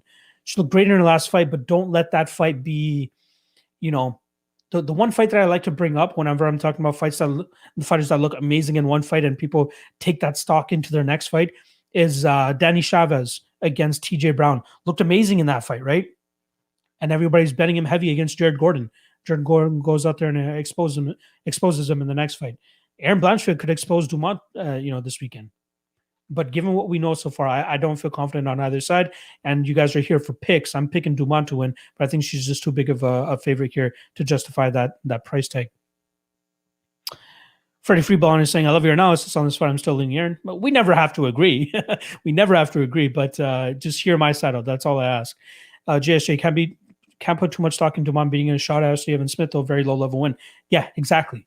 That's another thing. Can't focus on that one fight. But unfortunately, that's the only fight that we have available to us where she goes 15 minutes. So yeah, that's why I'm passing this. Shoebox, no shoes in them. Bet the house on Dumont. Shorty got a wagon. Bet on that wagon. Don't bet on her. All I'm saying. No bets for Bellator 256 yet, but I'm not going to be speaking about that on the stream. DXJC 56, last comment I'll take, and then we'll move on to the next fight. Evan Smith was able to make 125, and she got owned by Dumont. That would be the one thing that could make you confident in her. Here, it's a similar situation, except Evan Smith had experience at 135. Yeah. Again, physicality, I think, is ultimately going to be too much for Erin Blanchfield to overcome here. All right, let's move on to the next fight. We got Scott Holtzman going up against Mateusz Gamrot. Minus 35 on the KSW former champ and plus 195 on Scott Holtzman. We got my guy Average Joe in here. Sorry, I didn't see you. Am I crazy for kind of liking Holland plus 1,000 by decision? You're just going to have to stick around and wait till I get to that fight. I love you, Average, but you got to wait. He's saying, I love the idea of the Lockcast Live. The content is on point. I appreciate it, buddy. I appreciate it. More content, the better, right? All right, let's get into this fight against Holtzman and Gamrot. And the first thing that kind of stood out to me right off the bat when I started looking into this fight is the fact that Scott Holtzman is 37 years old. He's going to be 38 this year in September. In about 5 months, he's going to be 38. And that's kind of shocking to me because he seems like more of a relatively newer guy to the UFC. He made his debut in 2015 where he choked out Tony Christodoulou. And then his career has pretty much been very up and down, right? Wins that fight, then loses to Joe Dover. Beats Cody Pfister, loses to Josh Emmett. Beats Michael McBride, Darrell Horcher, Alan Patrick. Vicious elbows from that mount position. If you guys remember that from UFC 229. He goes out there and loses against Nick Lentz as a pretty, decent favorite. 2-fight winning streak over Dong Yun Ma and Jim Miller, and then loses to Beneil Dariush. But can you really bang on the guy for losing to a guy like Beneil Dariush? Mateusz Gamrot, on the other hand, right, comes over from KSW as a huge favorite against Garam Kutateladze, and he loses that fight via split decision. I thought he, won that fight on. Actually, no, that was a very close fight. Now that I'm remembering it, if I'm not mistaken, I think that Garam thought he lost that fight too. But yeah, close fight.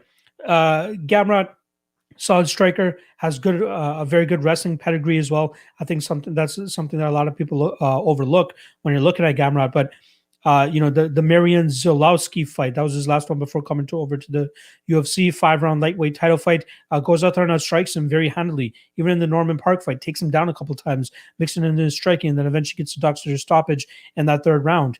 He even grappled against Gary Tonin, and unfortunately lost that grappling match via rear naked choke, but shows the type of confidence this guy has going up against a very high-level jiu-jitsu player like Gary Tonin, just in a grappling match. This fight against Scott Holtzman, though, I think it's a good fight for him. I think Scott is slowly starting to decline. Again, like I said at the beginning of this breakdown, he's 37 years old. I think it's starting to show on him. Again, losing to Beneil Dariush, not the worst thing in the world, but that Nick Lentz fight was just too much for me to overlook. Going up against a guy like Nick Lentz, who at the time was, how much older is he than him? Wow. Nick Lentz was actually 1 year younger than him. That kind of surprised me at the jump here. But Scott Holtzman, decent striking, decent wrestling game. I believe he has a hockey background too, that made him like just an athlete pretty much from birth. But I think that Gamrot's the much more technical striker here. I think he's going to have the ability to mix it up, land some takedowns, get some clinch control. Being the younger, faster, stronger guy, I think will be very key for him here. And I think that's ultimately going to be the reason that we see Gamrot get his hand raised. However, minus 235 is a little bit too wide for me to be super confident in him here, especially with the close fight that he had against Gurm last time. And Gurm might, flesh out to be a solid fighter, might actually, get somewhere in the UFC. But we need to see a little bit more from Gamrot in the UFC before I can ride off to the sunset and be like, okay, this guy is a solid prospect coming over to the UFC. 30 years old, obviously did wonders over there for KSW. But like the only guys of note on his record are Norman Park, who used to fight in the UFC, right? Mansour Barnaoui, who I know has been all over that European scene. And then when he finally comes over to the UFC, he has a super close fight and loses by decision. And then again, the Scott Holtzman side, he's been fighting some solid guys throughout his career. And again, that Beneil Dariush fight is not too bad of a loss, considering that Benny is pretty much in a number one contender fight now against Tony Ferguson. But does he beat a guy like Mateusz? I think he's just going to be a step too slow. I think it's going to be a step too slow. And I think we see Gamrot go out there and outstrike him over 3 rounds. So I'm going Mateusz Gamrot, slicker striker, younger guy, faster to the punch, and an overall great MMA game, right? Good wrestling, good takedowns, great fight IQ as well. So I do lean Mateusz Gamrot here, but I think the line is a little bit too wide. All right, let's see what the rest of the chat is saying here. Evo Stuff is asking best place to bet on one championship. I think, I think we have it here on Best Fight Odds. If you go to bestfightodds.com, they show you like all the lines for all the MMA fights that are out there. So for one, you can bet on 5 Dimes, Betway, Bookmaker, Bet Online, Bovada, William Hill, and Sportbet. Hope that helps you out, brother. Pay-per-view Dizzle is stopping by to say what up. Thank you for that. And this is a great time to remind you guys, please do hit that like button. We're at 60 and we have 120 people watching this shit. If y'all are enjoying yourself, make sure you guys hit that like. Definitely helps. All right, let's see what else people are saying here. More with less is saying kind of hard to bet this fight because even if Gamrot gets a unanimous decision, Scott is going to make him go through hell. Yeah, Scott has, like, even though he got knocked out by Beneil Dariush, questionable stoppage. I might be on an island here, but like as soon as he got dropped, the referee stopped the fight. I think if they let it go on a little bit more, Scott probably would have got his wits about him again. But yeah, the guy's durable. The guy comes forward, throws with a lot of heat, but I think he's just going to be technically outfucked here. GSJ, will the wrestling of both guys cancel each other out? I think that Gamrot might have the advantage here, though. I think that would. I think that's what's going to give him the advantage is the youth. The wrestling, I think, is going to be too much for him, and the speed and strength too. PL Game Time is saying, Grum, my favorite fighter, he's coming out for the belt, but Gamrot will murder Holtzman. Ooh, murder is a big word. Evo Steph, we love no hockey players here. Exactly. Shoebox, no shoes in him. This is going to be a weird fight. I don't think Gamrot has enough killer in him to make it clean, even though I lean him. Yeah, I'm right there with you. Tio Took It is in the chat saying, what up? Thank you, buddy. DXJC, Grum was mad cool for giving Gamrot the props afterwards because that was a hell of a robbery, man. Yeah. Very unfortunate loss for him that night. DXJC, Polish GSP all day here, no question. That's a big comparison, buddy. Big comparison. Evo Steph saying go Sens, of course. Adrian Anderson saying, I think Scott is going to show his age in this fight. Absolutely. I agree. Timothy is saying Gamrot by points or in round 3. I think Gamrot by points is probably the way to go. What are the odds for that? Let me see if I can pull that up real quick. Gamrot via decision is plus 100. Not too shabby. You get him plus money. You're getting double your money. Freddie Facebook, Holtzman loses this fight, but it goes the distance. I could see that. GSJ is saying Gamrot's wrestling style reminds me of Romero, explosive and gets his guy down, but never gets control. Yeah, but I think that's good for scoring. Average Joe, I bet Gamrot minus 175, minus 180. I think I got a huge value. Yeah, definitely got some CLV there, but yeah, minus 175 is much nicer than minus 235. SKD is going to say, outfucked. I'm going to say he's that. I knew somebody would pick up on it. God, I love you guys. You guys are awesome. Evo Steph, Darius throws punches like a grandma, but they connect like fastballs. So weird, yeah. Wailil Al Gadban. Hopefully I didn't butcher that too bad. I went 8 out of 8 on my parlay on Bellator last week. I also had Watanabe in there. She was a big underdog. Yep. Glad you cashed that. Good job, buddy. I don't know. I feel Holtzman was done. Good stoppage. Yeah. I don't know. Maybe I'm thinking into it too much.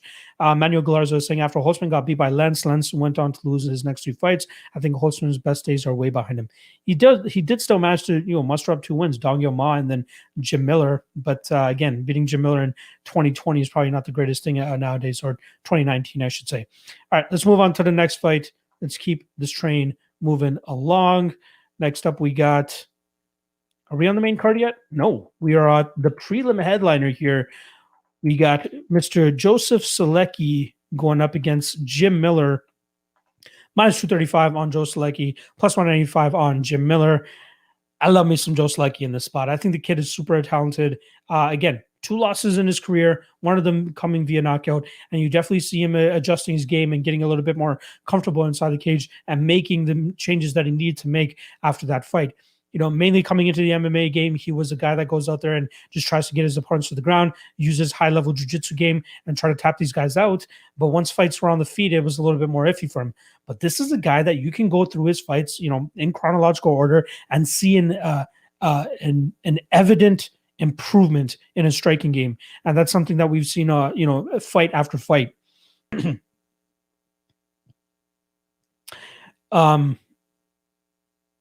Yeah, so that is just one point. Obviously, his jiu-jitsu, another level too, right?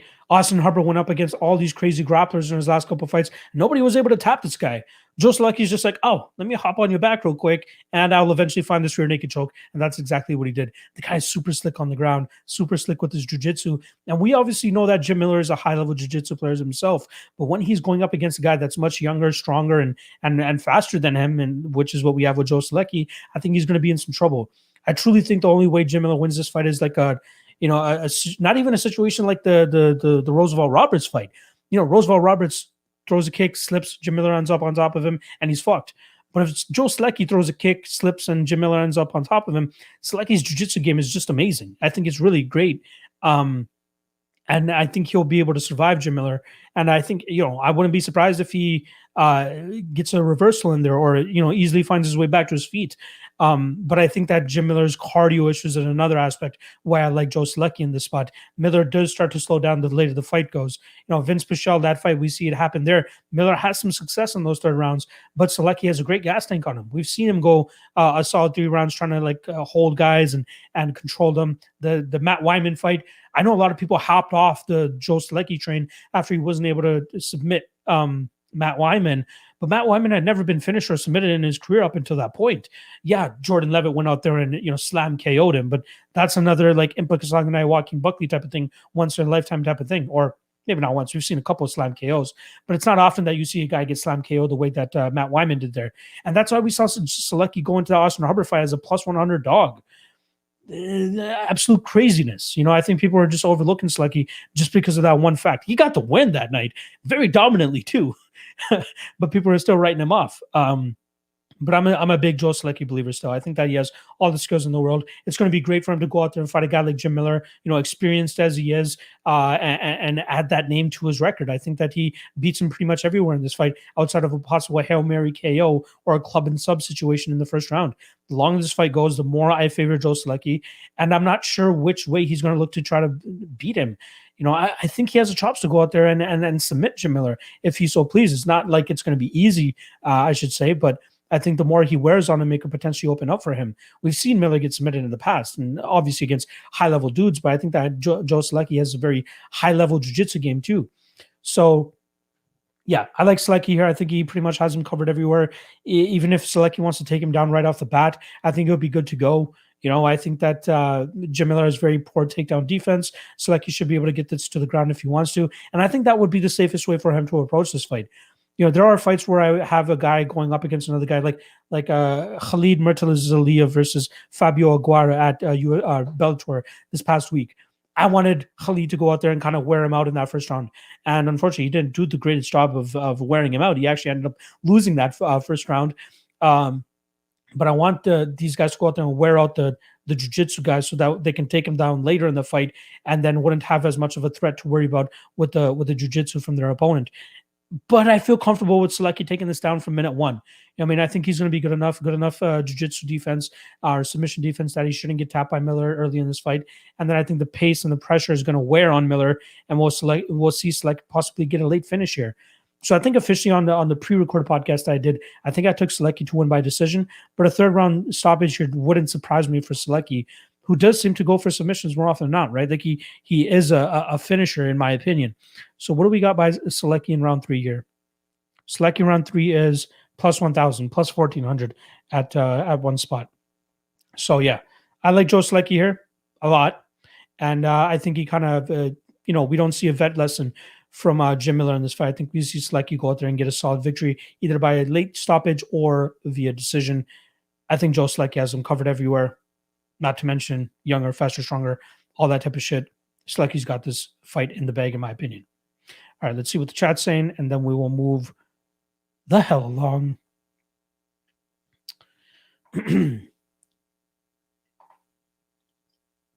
Freddie Feeball saying I'm going way past an hour and a half past. We'll see.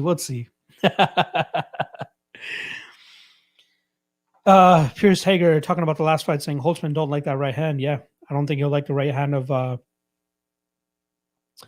don't think he'll like the right hand of Mr. Gamrot. Bills Mafia now 941 is stopping by. Appreciate you saying what up, buddy. Miller by sub or Selecki by decision. Bills Mafia Miller is hard to put away to a certain extent, but I think Selecki has one of the better jiu-jitsu games in the UFC.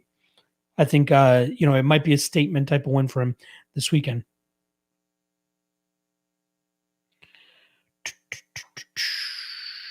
Evil Staff Friday MMA will have an orgasm if Jim Miller guillotines him. I'm sure they will.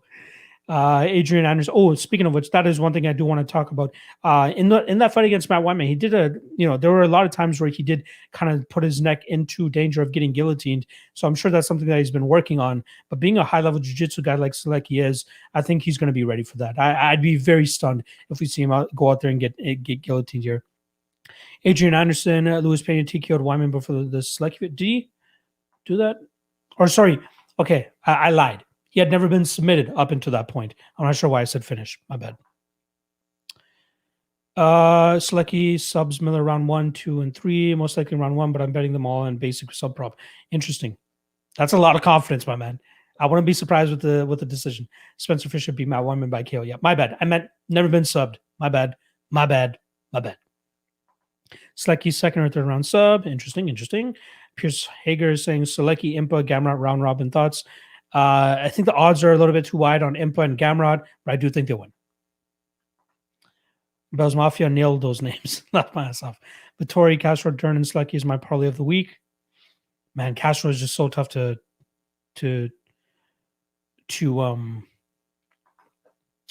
count on, to trust. Average Joe is saying Selecki is a good DK play this week. I think so. I think we'll see him get a ton of control time, punches and all that type of shit. Yeah. Wonder which fight is going to fall out on Thursday.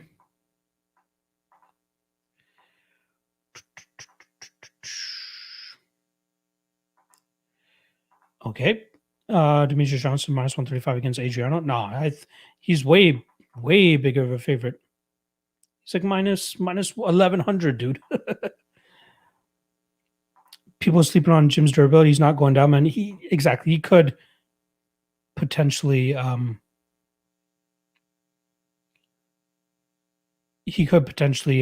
survive it. Yeah.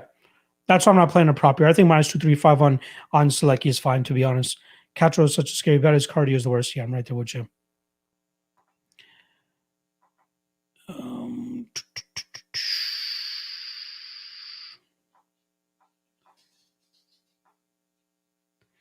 Evil Steph.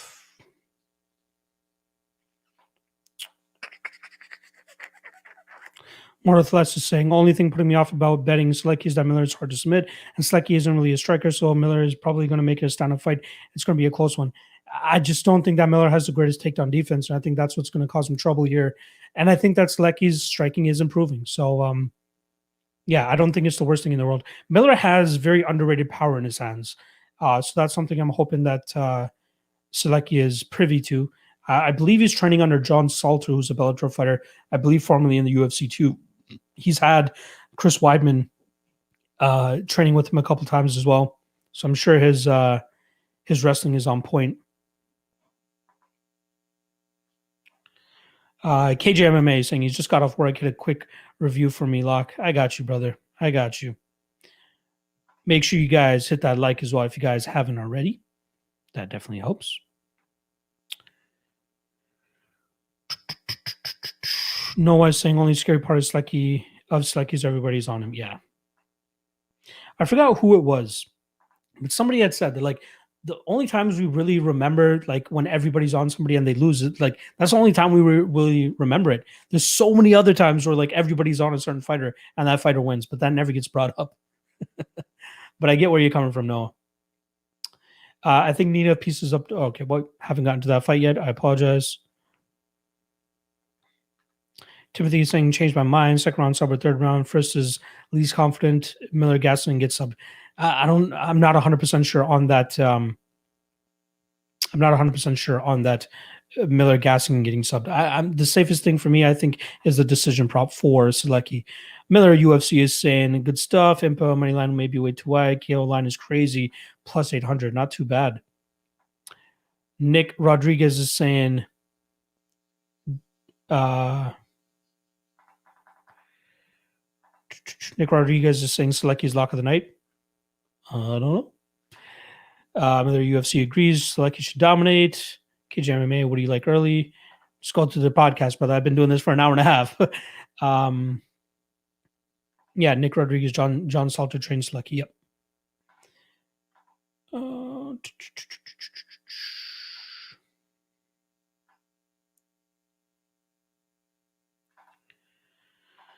All right, let's move on to the next fight here.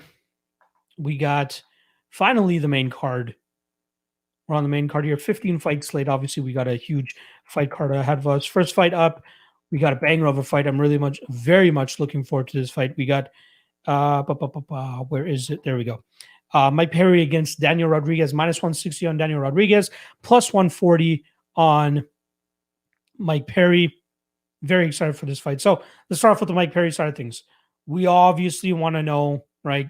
Like, what is Mike Perry going to look like now that he's at a legitimate training camp? Right, his last couple fights, he's kind of just fucked off and done his own thing, training with his girlfriend or pregnant girlfriend or fiance now. I believe he's had the kid. He is officially Papa Perry. So I'm interested to see what he looks like now. With that extra motivation, you got to believe that has a bit of motivation. And I'm not gonna just bank on the fact that he's a dad now, that he's going to win this fight. But I love the fact that he's gone down to MMA Masters in Miami. And I think that's going to be very huge for him because that's a great training camp. There's not a lot of guys that really tout that training camp because it's not a big ATT. It's not a Jackson Wink. It's not a, it's not a Sanford MMA or anything like that. But it is still a gym down there in Florida that has some top level talent coming out of it. You got Colby Covington that moved over there after he got booted from ATT. You got Miguel Baeza. You got Danny Chavez. You got Ricardo Lamas that used to train there as well. So I'm looking forward to seeing what they do with Perry's game. And one thing that training camp does so well, or that gym does so well, is the calf kick. And I'm interested to see whether Perry is going to start to adapt that to his game, because that would be very important. That would be very impressive if he's able to do that. If he can implement the calf game into his game and then go out there and start slinging leather like we know he does, he can, his opponents will be in a lot of trouble. One thing I'll say about Daniel Rodriguez, I think the guy's a little bit overrated. Now, I think he's skilled. Don't get me wrong. But there's just this crazy love on him that I just don't really understand. Like, he's always this big favorite in all of his fights. And, obviously he lost his fight against Nicholas Dalby. And that was a weird one because you have Nicholas Dalby coming in with this weird karate style stance and this approach that, Daniel Rodriguez hadn't had to go up against at that point in time, right? You have Gabe Green going out there and going, swinging leather in the pocket with this guy. You have the Dwight Grant fight, which was just absolutely bonkers for like 3 or 4 minutes, however long that fight lasted. And then you get Nicholas Dalby, who's just fighting way far on the outside, but then is able to like blitz forward, land his shots, land his kicks, whatever the hell it is, and then get out of the way of the shots of Daniel Rodriguez. Rodriguez had no idea what the fuck to do. Luckily for him, I don't think Mike Perry's going to bring in a karate style stance to this fight, but I'm intrigued to see what kind of caveats or wrinkles that Perry has added to his game. I think he's a live underdog. I think that he can go out there and swing with Rodriguez if that's what it comes down to. But we've seen a weird Mike Perry over his last 2 fights. We saw him go out there and try to clinch fuck Mickey Gall. We saw him go out there and take down Tim Means in that first round.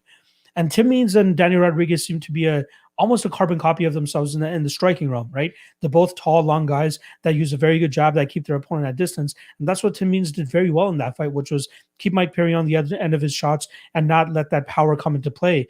And I'm not sure how effective Daniel Rodriguez will be with that if Perry comes in with a renewed mindset, a renewed game plan. I think it could cause Daniel Rodriguez some issues here. Rodriguez has a piston of a right hand for a jab from that southpaw position, and that's very impressive for sure. But I think that if Perry, truly picks up on a couple of things here from the MMA Masters, again, that calf kick, I'm going to bang on it for the entirety of this breakdown. I think that's something that they implement into all their fighters. It's something we see from all their fighters. And if, Perry doesn't pick that part of it up, I'd be stunned. So even if he doesn't, though, like Rodriguez, I still think he finds himself in the pocket and gets into these exchanges.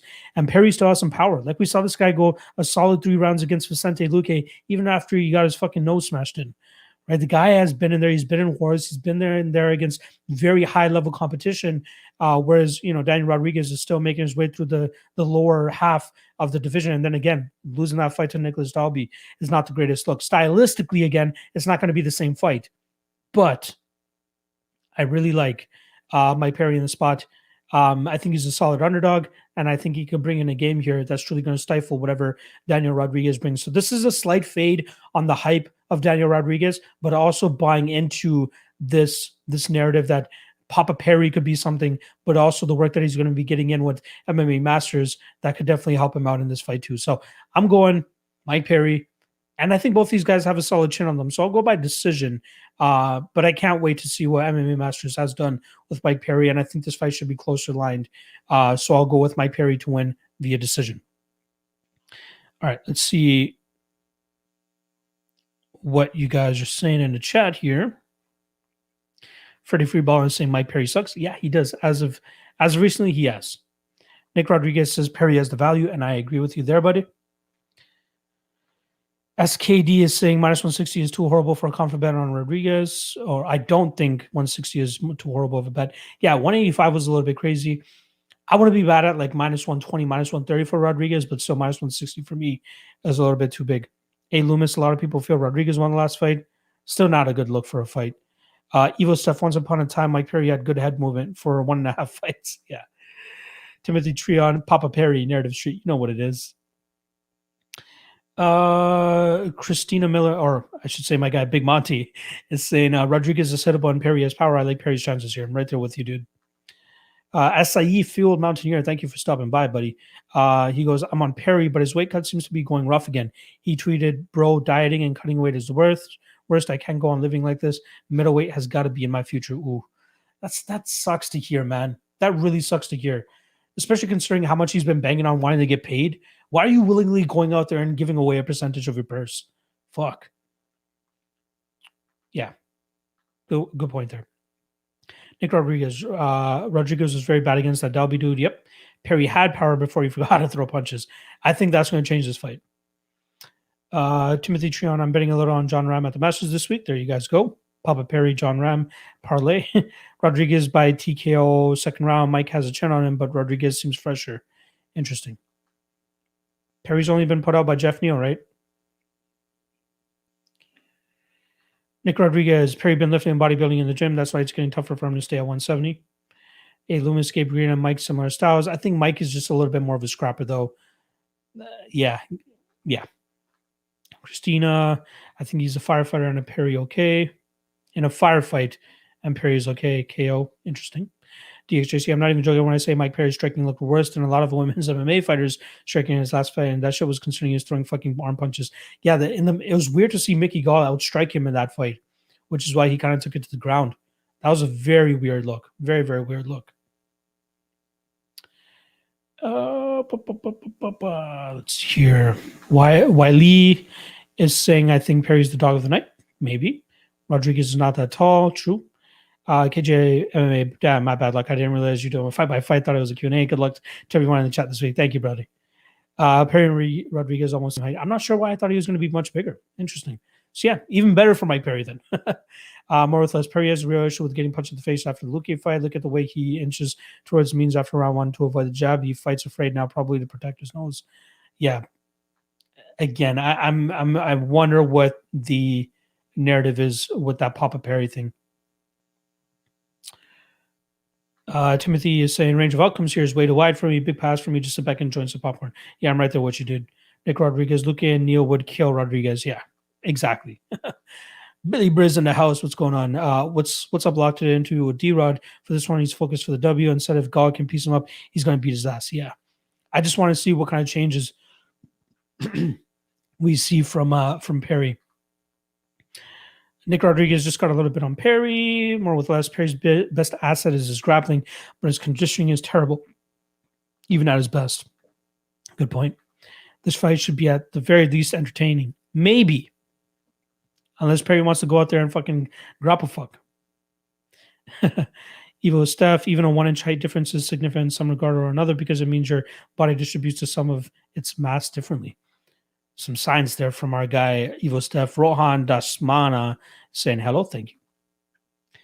Fender Jazz, Clint echoes both of your points, Perry, but man, it's just so hard to bank on such a flake. Yeah, I'm right there with you. I'm not the highest on Perry in the spot, but I will be picking him to win this as a prediction, right? The DHJC, I fucking hope and pray Dad Perry gives him a Dad Cerrone type run, possibly. Pillar Lane Gaming is saying Vettori is the lock of the night. Let's be honest, haven't gotten to that fight yet, but we will see. More with less. I legit think Perry SCETE. This one is convo with Darren Taylor, slow slurred speech, coincidence with his downfall. The guy, he's been like that. DXJC, could Perry out wrestle D-Rod to a victory? I think D-Rod has a bit of a jiu-jitsu background. Like, I know he's with the 10th Planet guys, but I'm not sure how good it is because the guy just goes out there and slings leather. So I'm not sure. Joshua Chipman is saying, how can you be on D-Rod? Guys, lost as a heavy freight way too much for me. Perry needs that paper after missing weight last time out too. Papa Perry going to smash. Possibly. Bruce Jackson, Rod is 3 inches taller than Perry and has a 3-inch reach advantage as well. UFC betting boss. Perry will control this fight on the ground. Perry by decisions to play. Interesting. Pony Smoffer is saying value is on Perry, but wait for weigh-ins. Yeah, definitely wait for weigh-ins. Uncle Weezy, as you go through this card fight by fight, but my impression is for how fantastic this card is as a whole. It keeps growing so many bangers on this card. Yeah, I'm right there with you, dude.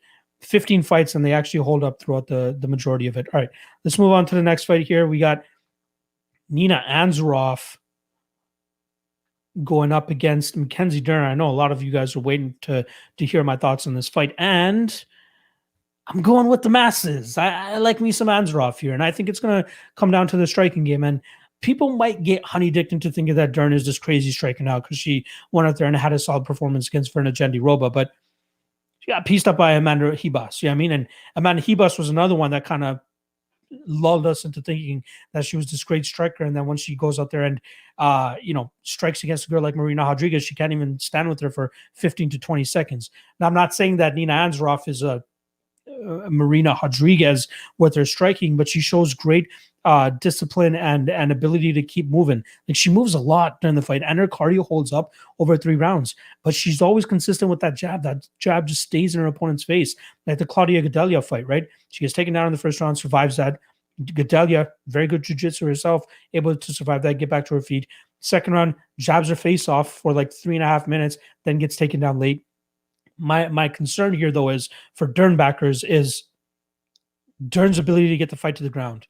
I don't think it's up to par with where her jiu-jitsu is. And I think that's where she's going to struggle. I think she's going to struggle to get Anzarov down. Anzarov does like that half kick herself as well. So I think that's something that she might be looking to implement here. And, she has to be very sneaky about it so she doesn't leave her leg out there that Dern can snatch and take her down. But I think that Anzarov is going to have the advantage on the feet here. And, I truly think that people are getting, again, honeydicked. I love using that word where you guys are getting faked into thinking that somebody looks amazing on the feet. But when you're going up against Verna Jandiroba, who's mainly a ground fighter, watch all of Verna's fights. She's taking fights to the ground because she's not the greatest striker. Who's the other girl that she outstruck? Randa Marcos. Again, Randa Marcos goes for or gets taken down, or just whatever it was. It was a weird scenario that made that fight end up on the ground. I'm not sold on Mackenzie Dern striking yet. I need to see it against somebody that's an actual striker, like Nina Anzarov here. The thing that scares me about Anzarov is obviously she's coming back from having a kid. Dern, very similar situation going into that Amanda Hebas fight where she was just coming back from a kid, only 4 months removed from having a kid. Nina Anzarov, I believe, is taking several more months than Dern did, but that's obviously a concern. Physically, though, she looks in amazing shape. She looks absolutely shredded. She looks like she's ready to go for her return to the UFC and kind of, stay in that top 7 range, which was what she was at before she lost to Tatiana Suarez and took that time off for that maternity leave. But I think she's a much crisper fighter on the feet. I think she has a better jab. I think she moves very well. And I think her takedown defense is going to be good enough to keep this fight on the feet, because after maybe a round or so of Dern striking with her, I think she's going to be like, oh, fuck, I'm probably not going to be able to outstrike this woman. And then she's going to start going for takedowns. And I think that's just going to, further fuck her confidence up. I think that Anzarov runs away with this fight on the feet. I don't think she finishes her. I don't think that Nina is even going to bother trying to take this fight to the ground. So I expect Nina to go out there and just pick her apart for 15 minutes.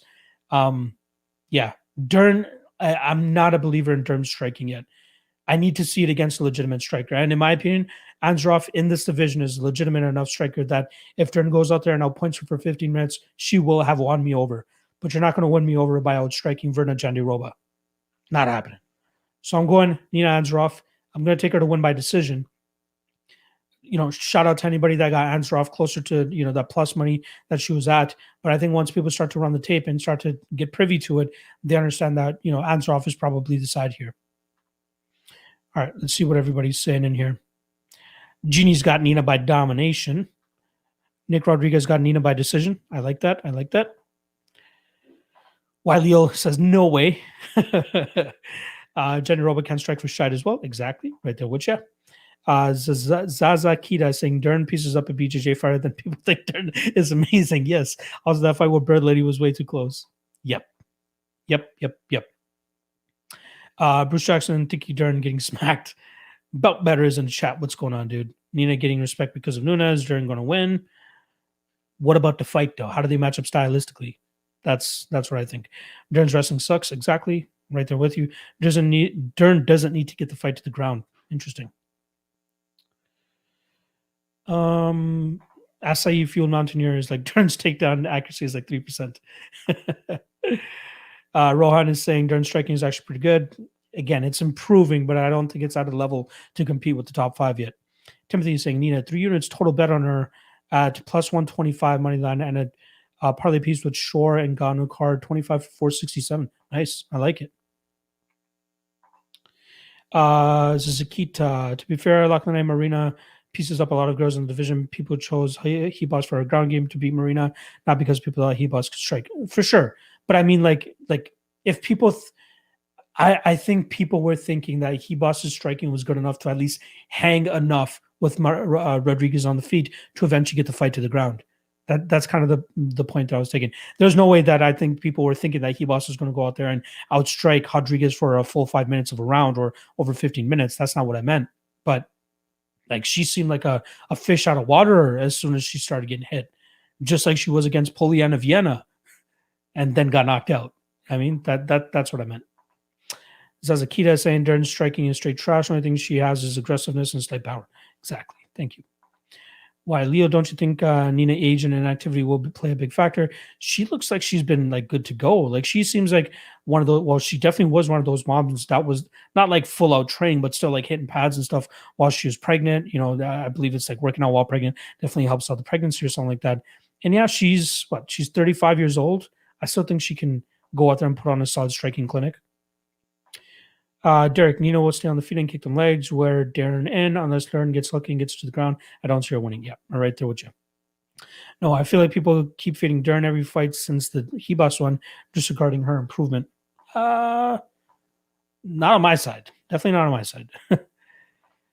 Darren, takedown percentage terrible, needs to hit the fight to the ground. Nina, takedown defense is good and it gets up very well. Yep, right there with you. Hey, Loomis, having a baby changes your body, you lose flexibility. It could. That's one of my concerns in terms of backing Nina, you know, as strongly as some people are. That's kind of what concerns me. Says Akito, what improvement beating Marcos, Cyphers and Marcos? Damn, you guys are killing the chat. Nina points. Yeah, I'm right there with you.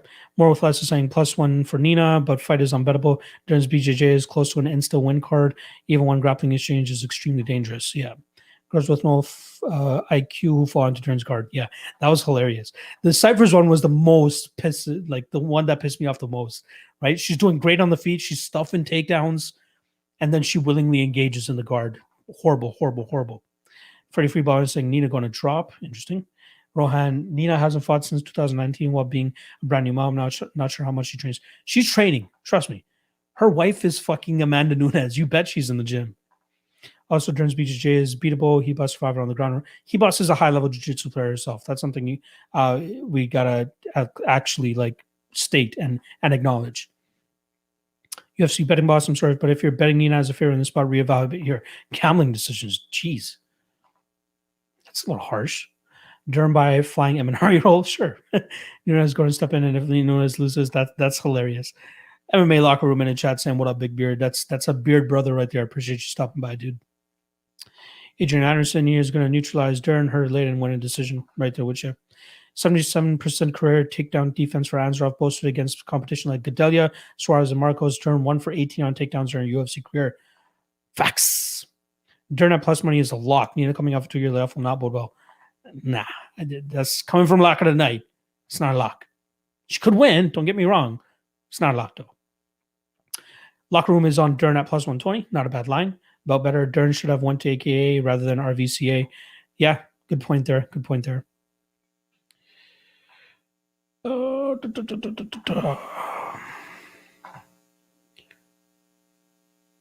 See. Sunny Vaz and Durham working with her boxing with Jason Perlos to have Nina though. Cheers from Durham. Shout out Durham. That's that DC life right there. Yeah, she's been training with Jason Perlo with her boxing.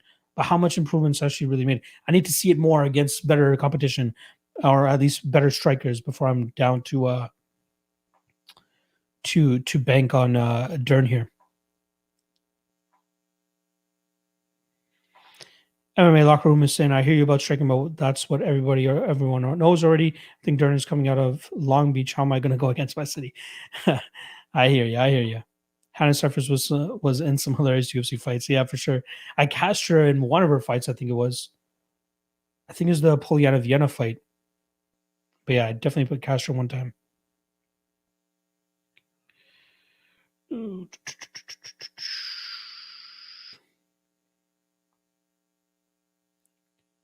All right. No more jibber jabbering about this fight. Let's move the fuck along so we can get closer to the end here. Next up, we got, oh God, I'm not going to spend too much time on this fight. We got Sam Alvey versus fucking Julian Marquez. We got -190 on Marquez, +165 on Alvey. Apparently, let me edit that real quick. I can't believe I put Alvey. What the fuck's wrong with me? There we go. Marquez against Alvey, -190 on Marquez, +165 on Alvey. This is another shit show of a fight.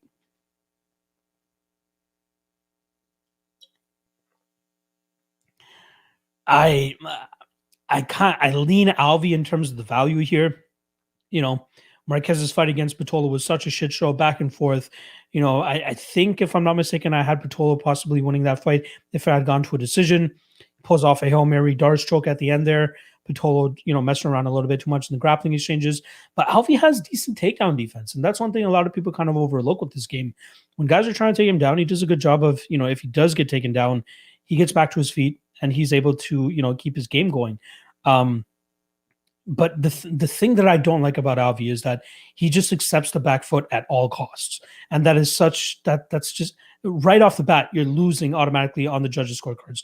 You need to go out there, and he does a decent job of it, of giving some output. Like, he has a solid leg kick, which beats up the lead leg of Ryan Spann and Da-Un Jung in his last 2 fights. But those are super close fights. Like the Ryan Spann fight, he possibly could have won that fight. The Da-Un Jung fight, he possibly deserved to win that fight. I'm not sure why one of the judges actually ended up giving a 10-8 to Da-Un Jung in that 3rd round. I don't think he deserved it. But he's coming off, 5-fight he hasn't won 5 fights. His last one was against Gian Vellante via split decision in June of 2018. I believe that was his 2nd fight up at 205 pounds. And that's another aspect I think a lot of people are overlooking here, is the change of weight class again for Sam Alvey. He made his light heavyweight debut back in February of 2018, where he said, fuck it, I'm not cutting weight anymore. Knocks out Marcin Prachnio and then beats Gian Vellante. Then goes on a 4-fight skid where he's getting finished in those first 2 fights and then gets decision by Spann and Abreu. And then obviously the Jung fight goes to a decision. Now he's back down to 185 against Julian Marquez here, who's making a relatively quick turnaround himself, right? He just fought Maki Pitolo at UFC 258, which was just under two months ago. And he just wants to make up for the lost time, right? The last time Marquez had fought before the Pitolo fight was July of 2018 against Alicio Di Carico, where he lost the split decision.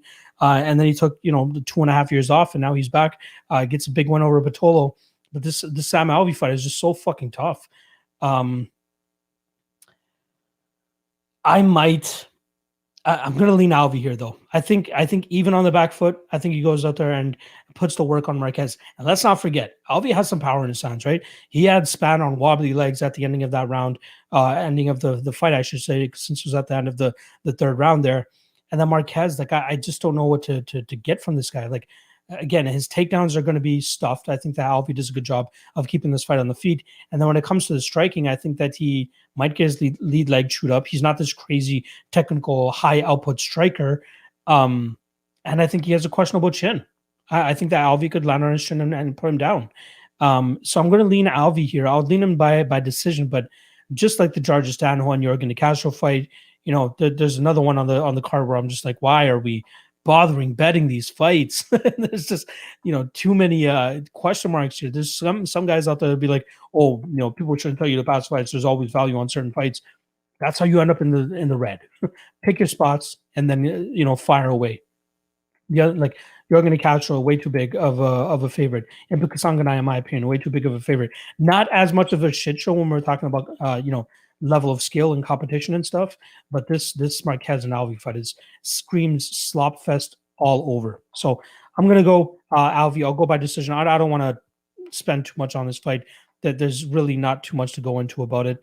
Let's just quickly go over. It is appreciating that the time. I appreciate you guys stopping by. The least you guys can do is please do hit that like. That definitely helps your boy out. Freddie Freeball is saying this is the Alvey retirement fight. 3rd time I've said this. The guy just keeps coming back. And again, the one thing that really surprised me is that Alvey's only 34 years old. So this guy still might fight for another 5 years. Maybe not be in the UFC if he can't start getting a win under his belt. But being winless in the last 3 years is not a good look at all. Noah's saying this will be a stand and banger until Marquez gets the KO or gasses, in my opinion. Alvey has a solid chin, right? He got put out by Jimmy Crute, sure. He got put out by Nogueira, but I think those guys are much better strikers than Marquez here. Timothy is saying hard pass. If you can't pass here, you may need to look in the mirror. Yeah, 1-800 Gamblers Anonymous or whatever the fuck it's called. Please call that if you're willing to bet this fight with hard-earned money. But better, I just went over that. More or less is saying, bet Julian, no scorecards. Julian has granite chin. He's the only one live for a finish here. Survived Oz. Yeah, he did survive Hawes, but I still think that Alvi could land on him and put him out.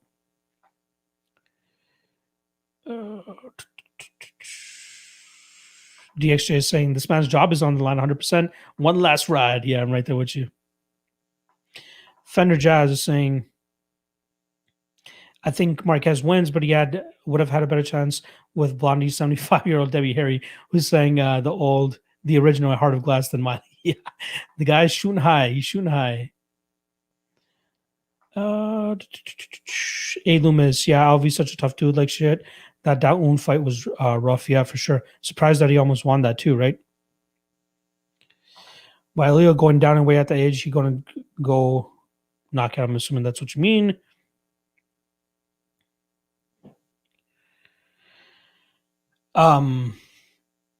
Yeah, Alvi, 34 years old, right? I don't think he's that old compared to the rest of the division. And he's been at 185 before, so all he has to do is just clean up his diet a bit. I'm sure he could do that, and he can make 185 no problem. All right, let's move on to a much funner fight, right? We got Alia. Let me try not to butcher this. Aliaskab Kizriev against Kyle Daukis. 13-0 Kizriev going up against 10-1 Kyle Daukis here. And in terms of the odds, we got -125 for Kizriev, a Dana White Contender Series alum against Daukis. And I lean Kizriev here. Daukis is very impressive in himself. I think he has a good striking game. Obviously, his best asset is his jiu-jitsu game if he's able to get the fight to the ground. But Kizriev, solid wrestler in his own right, seems to have a solid top pressure game.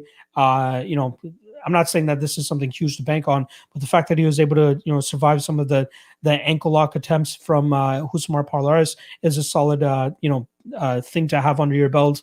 But he has great striking, great control. I think if he pushes Daukis up against the cage and kind of tries to grind him out that way, Dustin Stoltzfus was slightly successful in doing so against Daukis. I think Kizriev will be strong enough to be able to do so against Daukis. And I think even if he drags this fight to the ground, I think he has a good enough top game to stay out of the big submissions or the jiu-jitsu game of Daukis in this spot. I'm not willing to bet Kizriev in this spot yet. We need to see more from him. Again, another Contender Series vet, undefeated, who could potentially go out there and shit the bed. That's absolutely a possibility. But Kizriev has fought some solid competition on the regional scene. One thing you guys will always hear me bang on is the level of competition these guys fight when they're coming over from the Russian side, right? When these guys are on ACA or when they're in Fight Nights Global, they're fighting some good competition. Decent competition relative to other guys that have come out of that stretch or that region. But I like what I see from the kid. The guy's tough. He has solid cardio. Again, good wrestling, good top control. I think his takedown defense should be good enough in case Kyle wants to take this to the ground and do his thing from the top position. Daukis had that crazy fight against Brendan Allen in his UFC debut, and if I'm not mistaken, that came on relatively short notice. And that was a back and forth fight. Brendan Allen was able to pull it out late and get that decision victory. And then we see him come back as a pretty big favorite against Dustin Stoltzfus at -315 and grind that fight out mainly up against the cage and whenever he takes that fight to the ground.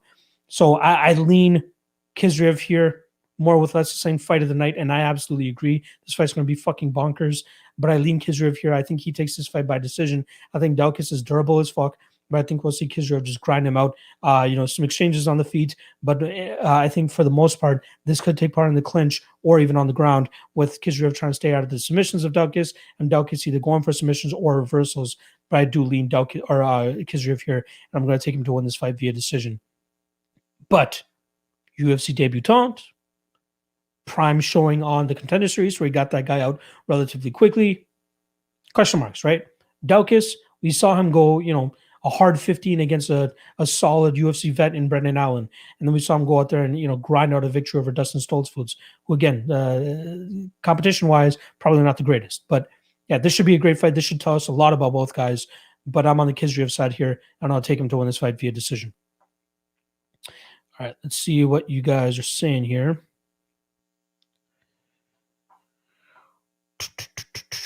MMA Kappa is saying this will be a step out and Blaze One type of fight. I'm hoping that you're talking about the Alvi and Marquez fight.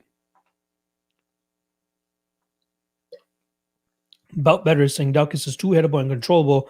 Peep the Allen fight. Yeah, that's what I'm talking about here. MMA Kappa has Daukis by decision. Interesting. Noah saying seems like a trap. Kizrev is probably a killer. Yeah, that's what I'm thinking here. Douglas needed more time on regionals. Douglas says hard, but I think it will be longer than Kiz too. Yeah, I think he's gonna have a. He is a big dude at this 185-pound weight class, 6'3" with the 76-inch reach, and we got Kizriev with 5'9", 74-inch reach. So what is that? A 3-6-inch reach or a height disadvantage, and then about a 5-inch reach disadvantage. But I don't think that's going to come into play too hard here, as Kizriev mostly likes to get his game going by being close to his opponents, grinding them out, and he doesn't really seem to be that guy that plays on the outside too much. Noah, whenever these newcomers are favorites or close against good competition, they usually win or at least make it close. Yep, true. Uncle Weezy, 6-inch height advantage for Colin, and 2-inch reaches as well. And Leon Duckus, he's faced tougher competition. Yep. The level of competition argument can only take you so far, and I don't think it's going to come into play here. But good point. Damn, I bet because you have a few parlays and I can your scar tissue burst like Nate Diaz. Got to be careful.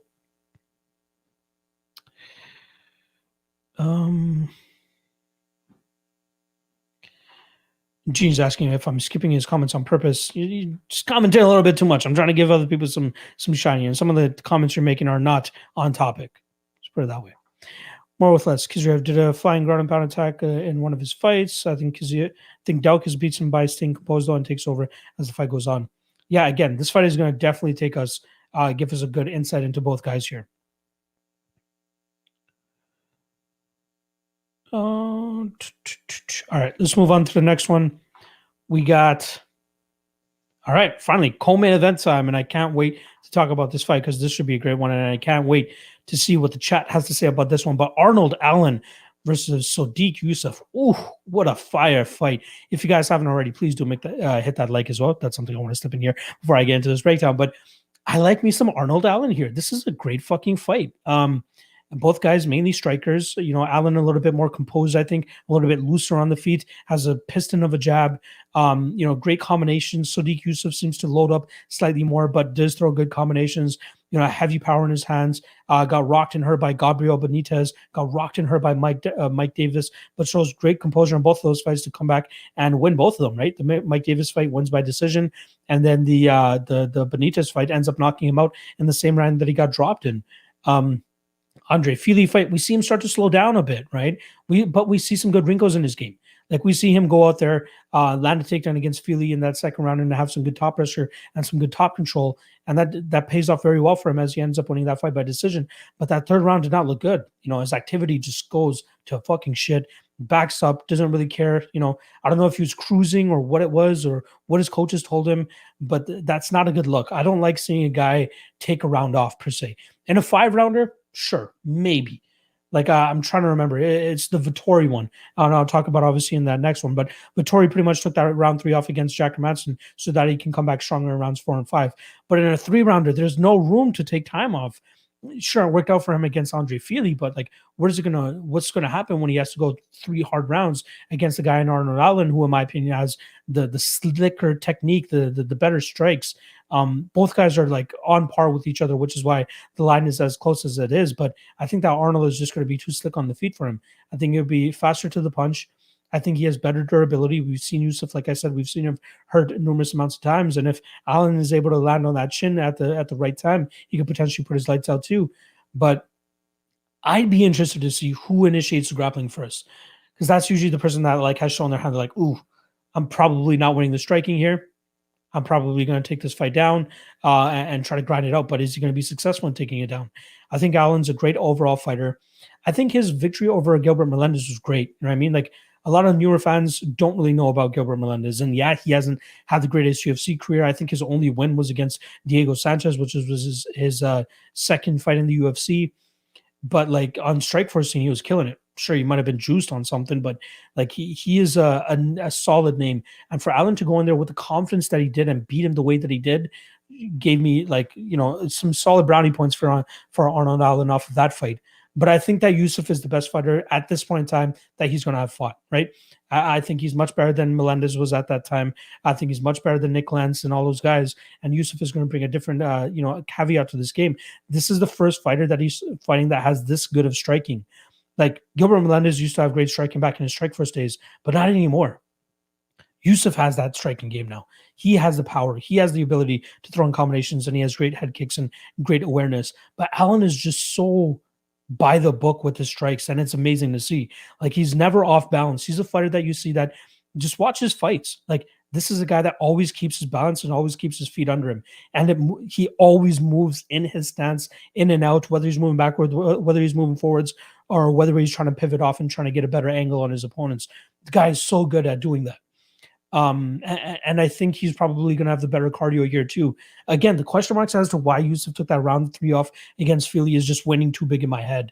Maybe that's making me a little bit biased here, but I think Allen will land the better shots. I think he'll land on the chin of Yusuf more often than not.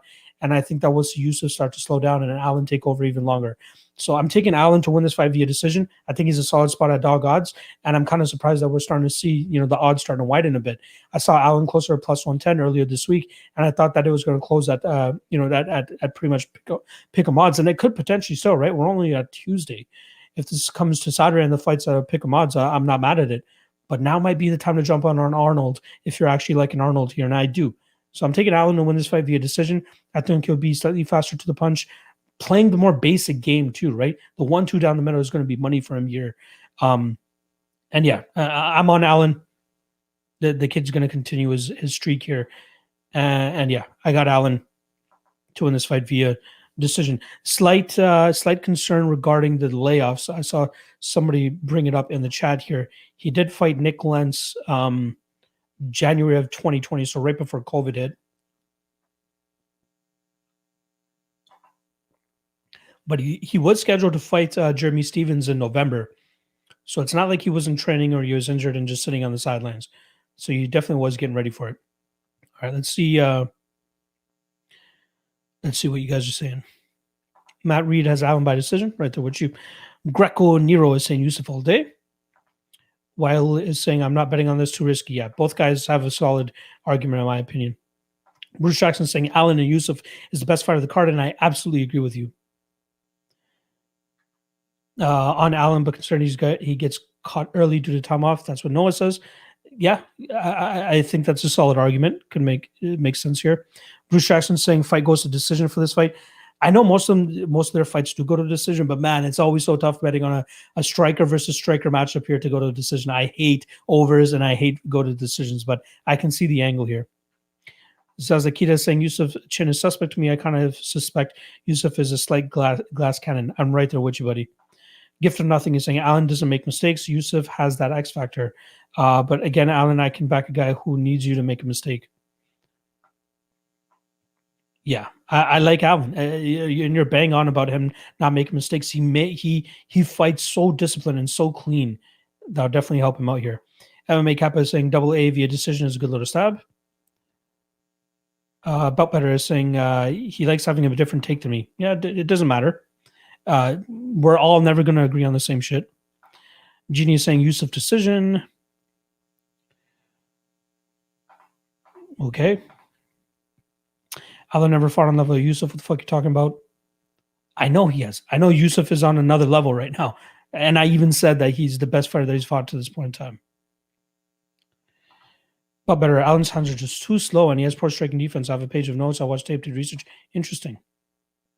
I don't agree there. Uncle Weezy is saying the biggest edge here is Allen's striking defense, 68%. His opponents only land two significant strikes per minute. He's going to frustrate Yusuf on the feet and win this. Yeah, he's so clean. Again, he's very disciplined. Lentz has good striking. Styles are complementary here. Allen moves around slick, and Yusuf is like a mini Terminator, hard to call. But I think Allen is better defensively and wins. But Lentz did walk Allen down. Yeah. But he stayed away from the big shots. Very defensively sound. I feel like whoever wins, it's going to dominate. Leaning Allen is almost likely on no respect for win streak. No, yeah, good point. Daniel Rodriguez saying max bet on Daniel Rodriguez. I wonder why. Greco Nero is saying Yusuf will be minus on 180 on Saturday. Interesting. Tim Triano, who has the speed advantage, looks to me like Allen is better technically, but Yusuf has more KO potential. Pass for me. I think Allen is slightly faster, but they could be matching each other here. But better saying completely disagree, but that's why we gamble. Yep, exactly. We don't need to bang on each other for it. We will be blazing to the bank when AA catches for us via decision. I hope he wins.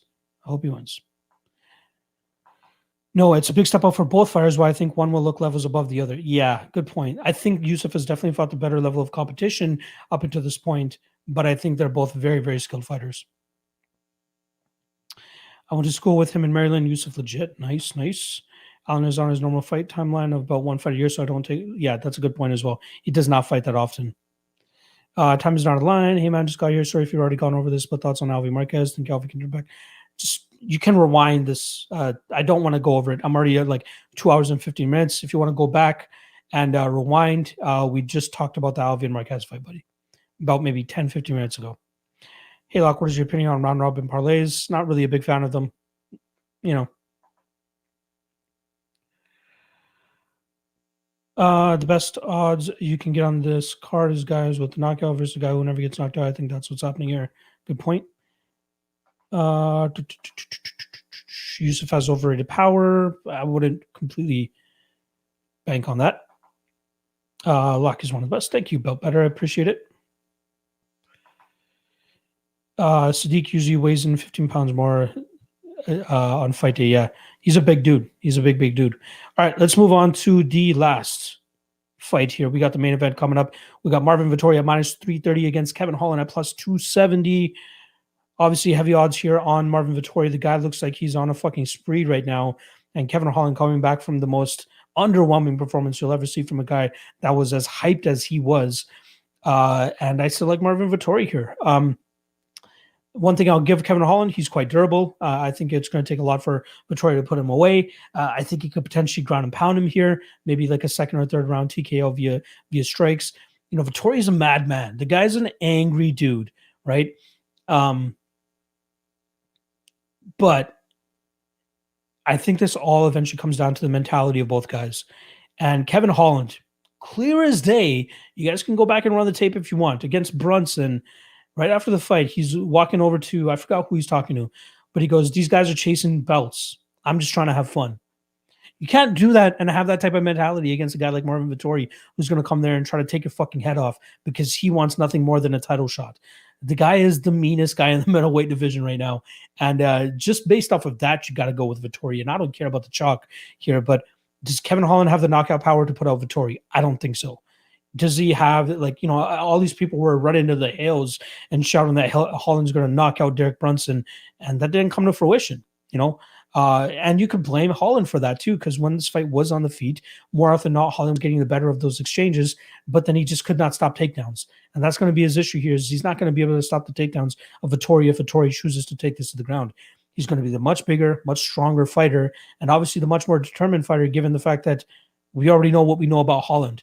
So I don't really see why anybody's looking at an angle to try to bet Holland here. I don't think it's a good look. If anything, people are just looking at it as I like the guy. I want to see him win. The UFC's funner when a Holland is winning. But when you start fighting the top 5, top 7 guys, it's not going to work out. The Jacare Souza win, good win for him. Savage type of win that he had, once in a lifetime type of knockout that we'll ever fucking see.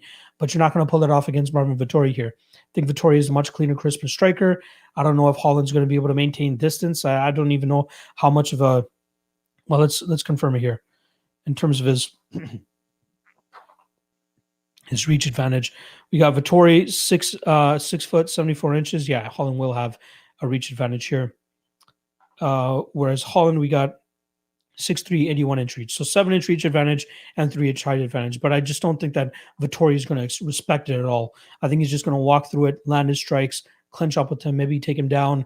Where is that black belt of Kevin Holland, right? Everybody keeps talking about Kevin Holland, black belt. But he looks like a fish out of water when these guys are on top of him, even in guard. So, not a good look for Holland. I'd be very surprised if he goes out there and pulls the upset here against Vettori. But I think Vettori is a very solid parlay piece this week. I think he absolutely pummels Holland. Could go to a decision, but I could also see a Vettori round 3, either ground and pound or a submission here. We did see him pull off that submission against Carl Roberson, but I think that Carl Roberson was just broken and defeated, even stepping into the cage there. And Holland might put up a little bit more of a fight, especially on the ground.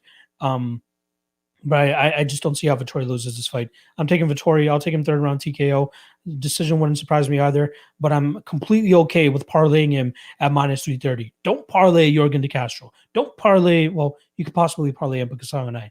But Marvin Vettori at the chalkier odds, I think he's the most parlayable fighter on this card. So I'm going Vettori, and I'll take him round 3 or via decision. Let's see what the rest of the chat is saying here, and then I'm going to start getting the fuck out of here because it's 10:30 on my side, and I still got some work to do. Evo Steph is saying, if Manny, if Sodiq gets the KO, I'll donate 10, then his hands aren't loaded like people think. Interesting. Nick Rodriguez, Vettori, and Selecki Parlay. I don't hate that at all. Matt Reed, Vettori is going to get the sub in round 2. I don't mind that at all. Evo in a giving mood. Yes, he is. I did this for the Adesanya fight and Yan Wan, so y'all said the same thing then. Yeah, you're right. Holland got split personality disorder. Watch, he's going to come on and jock away this fool. I'd be very surprised. About better. How do we make money with Vettori? He's priced out everywhere but decision. Again, I think you can parlay him here. I think he's a solid parlay spot. I heard somebody call Holland the new cowboy. I completely agree. I don't know about that. I think Cowboy wants to win to progress his career, whereas Holland just wants to fight, to have fun. Not too far off, though. Not too far off, Noah. MMA Genie betting advice. Bet the prop line. Vettori wins by decision plus 190. Just a little light sprinkle. Won't be surprised if Vettori gets an early sub. Yeah, I'm torn on the props here for this fight. Fernando, I see that you hopped in a little bit late here. Just go back and rewind, and you can see my breakdown for that fight. I'll put out the timestamps as soon as I wrap up this podcast as well.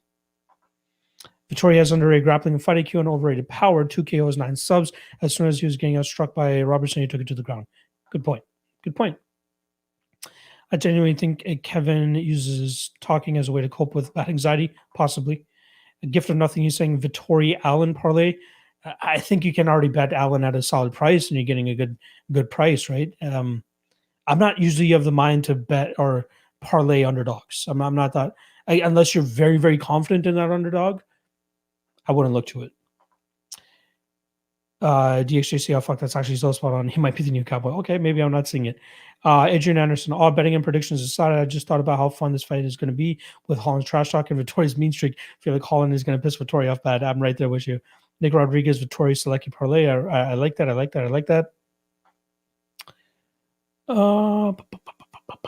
Let me just catch up with the chat here, and then I'm going to sign off this bitch. More with less, but he couldn't put away a human punching bag in Andrew Sanchez. Yeah, that one was a weird one. Good point. That one was a weird one, especially given how much Sanchez starts to gas after that 1.5 round mark. Big Monty is saying best thing that could happen to Holland long term is that he actually gets hurt in this fight. Maybe. Noah, while you're live, Schmo dropped an interview with Brendan Allen saying Kevin Holland doesn't belong in the top 10. Good point. Tim Triano already bet Marvin by sub, round 2, round 3. You definitely like your TKO prop round 2 and round 3. Uncle Weezy, these are two dudes with cast iron chins. They have 21 fights between them. Neither one of them has ever lost by KO, and neither one of them has ever been knocked down. For me, it's like the overwhelming ground and pound knockout, not the standing KO knockout. That's not my approach here. Brendan Allen hardly belongs in the UFC. Y'all are so savage. DXJC is saying, whoa, Locke, you better watch yourself and show some respect. Kevin Holland got his black belt from the Michael Jordan BJJ Travis Lutter. I love it. Matt Reed, 9-inch reach advantage for Holland, but Vettori will sit in the pocket and take him down with ease. Exactly. Underdogs MMA. Shut up, buddy. Holland hero to 0 in less than 2 weeks. Exactly. They did it to Sean O'Malley. They're doing it to everybody. Nick Rodriguez is this fight 5 rounds. Yes, it is. Finna Jazz. Holland has major potential and a solid, diverse skill set, but making jokes throughout the main event, you're losing value. Just looks desperate, makes for a weird excuse. I exactly agree. The most disrespectful thing that he did in that fight was talking to Khabib while his coaches are trying to coach him. If my fighter did that to me, I would drop him immediately. That's such disrespect. I don't care if that's what you're known for. That is disrespectful, especially in a fight you're down in. If you're up in the fight, by all means, talk to the fucking concession stands guy in between rounds. I don't give a shit. But if you're down in a fight big, that's absolute bullshit. DXJC, this dude doesn't even know what he's talking about if he's disrespecting the Michael Jordan BJJ's prodigy. God, I love you. You're the best. No, everybody hates on Dern, but we have a lot of Dern Vettori short this week. Okay. Good luck. Thanks for sharing your platform with us, wannabes. There ain't no wannabes out here. I appreciate everybody's input. Ty Druckin, you can pass up plus 400 on Holland by KO. Yes, I can. I love you, Ty Druckin, but I can. MMA Cappers, Kevin Holland has been blazing hella and enjoying life going into this. I feel simply try to survive. I got Vettori via clean cut pasta carbonara decision. I'm right there with you. Vettori decision, sprinkle a little on Holland KO. I think Holland's knockout power is just being hella overrated since the Jacare fight. Kappa's saying I need a blunt after this. Maybe. I got a little bit more recording to do, and then I'll probably hit that blunt. Vettori by sub-arm triangle when a Holland stalls with a body triangle. Cool. Holland could be champ at 170 in the next few years. God, you crazy. Christine on went tonight. Selecki, Marvin, Nina Shore, and Baylor parlayed. I like it all. I like all legs of that. Evo Steph is saying, I mean, Cowboy has always visibly broken during his fights. Holland usually always doing something, even when he's best. I think he has more in him. Yep. Better, I was scolded for taking 200 dogs while creating someone taking a 9-pick favorite parlay. True. Gift of nothing. I think Holland uses talking to distract fighters, tries to throw them off their game. You could tell Jacare was confused. Yeah, he was like, what the fuck?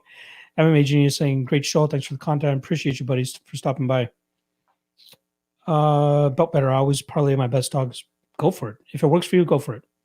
Great show as always. Thank you, Manuel Galarza. Arlen M. Holland is being underrated because of the Brunson fight. Still loses to Vettori, but the price is off. I don't know. If you were to give me these odds even before the Brunson fight, I'd believe it. I don't think Holland has a proven chin. I just think he is great at moving with punches and staying relaxed under fire. The coach Bacon, Holland bounces back after his L's. Vettori may be susceptible to the big mouth and could get emotionally involved, which would be advantage for Kevin. Maybe.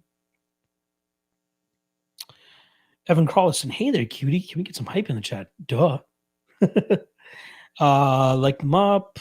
Holland doesn't have much verbal armor to use against Vettori. Yeah, Vettori's just not going to give a fuck, I think. Holland may as well go to the Woodley route and try to wrap. I like that. And JSJ has Ignacio and Gamrot parlay set for takeoff. Ooh.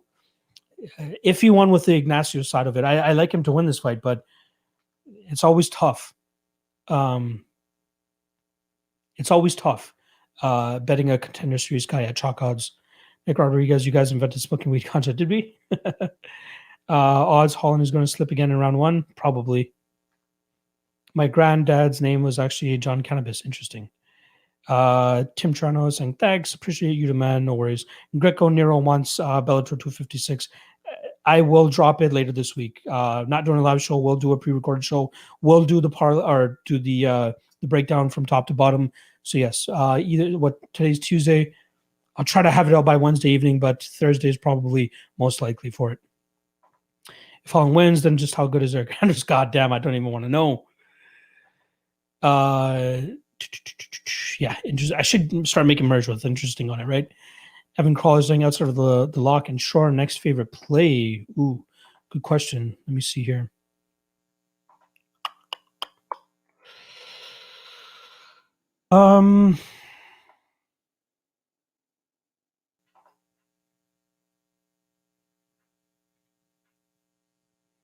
Man, it's a tough one. I'm not really liking much from the rest of the card, to be honest.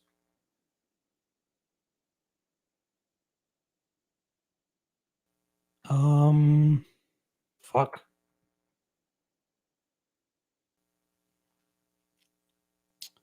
Maybe Kasanganay by points against Palatnikov.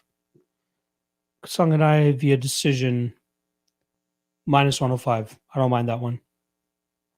Yeah, this is a tough card now that I'm overlooking it. Or looking over it, sorry, fuck. Nick Rodriguez, you really like Shore here? I do. Joshua Chipman is saying Holland's going to get wrestle fucked harder than last fight. Marvin's a gangster. If Holland gets complacent on the ground, he will get ground and pounded. Yep.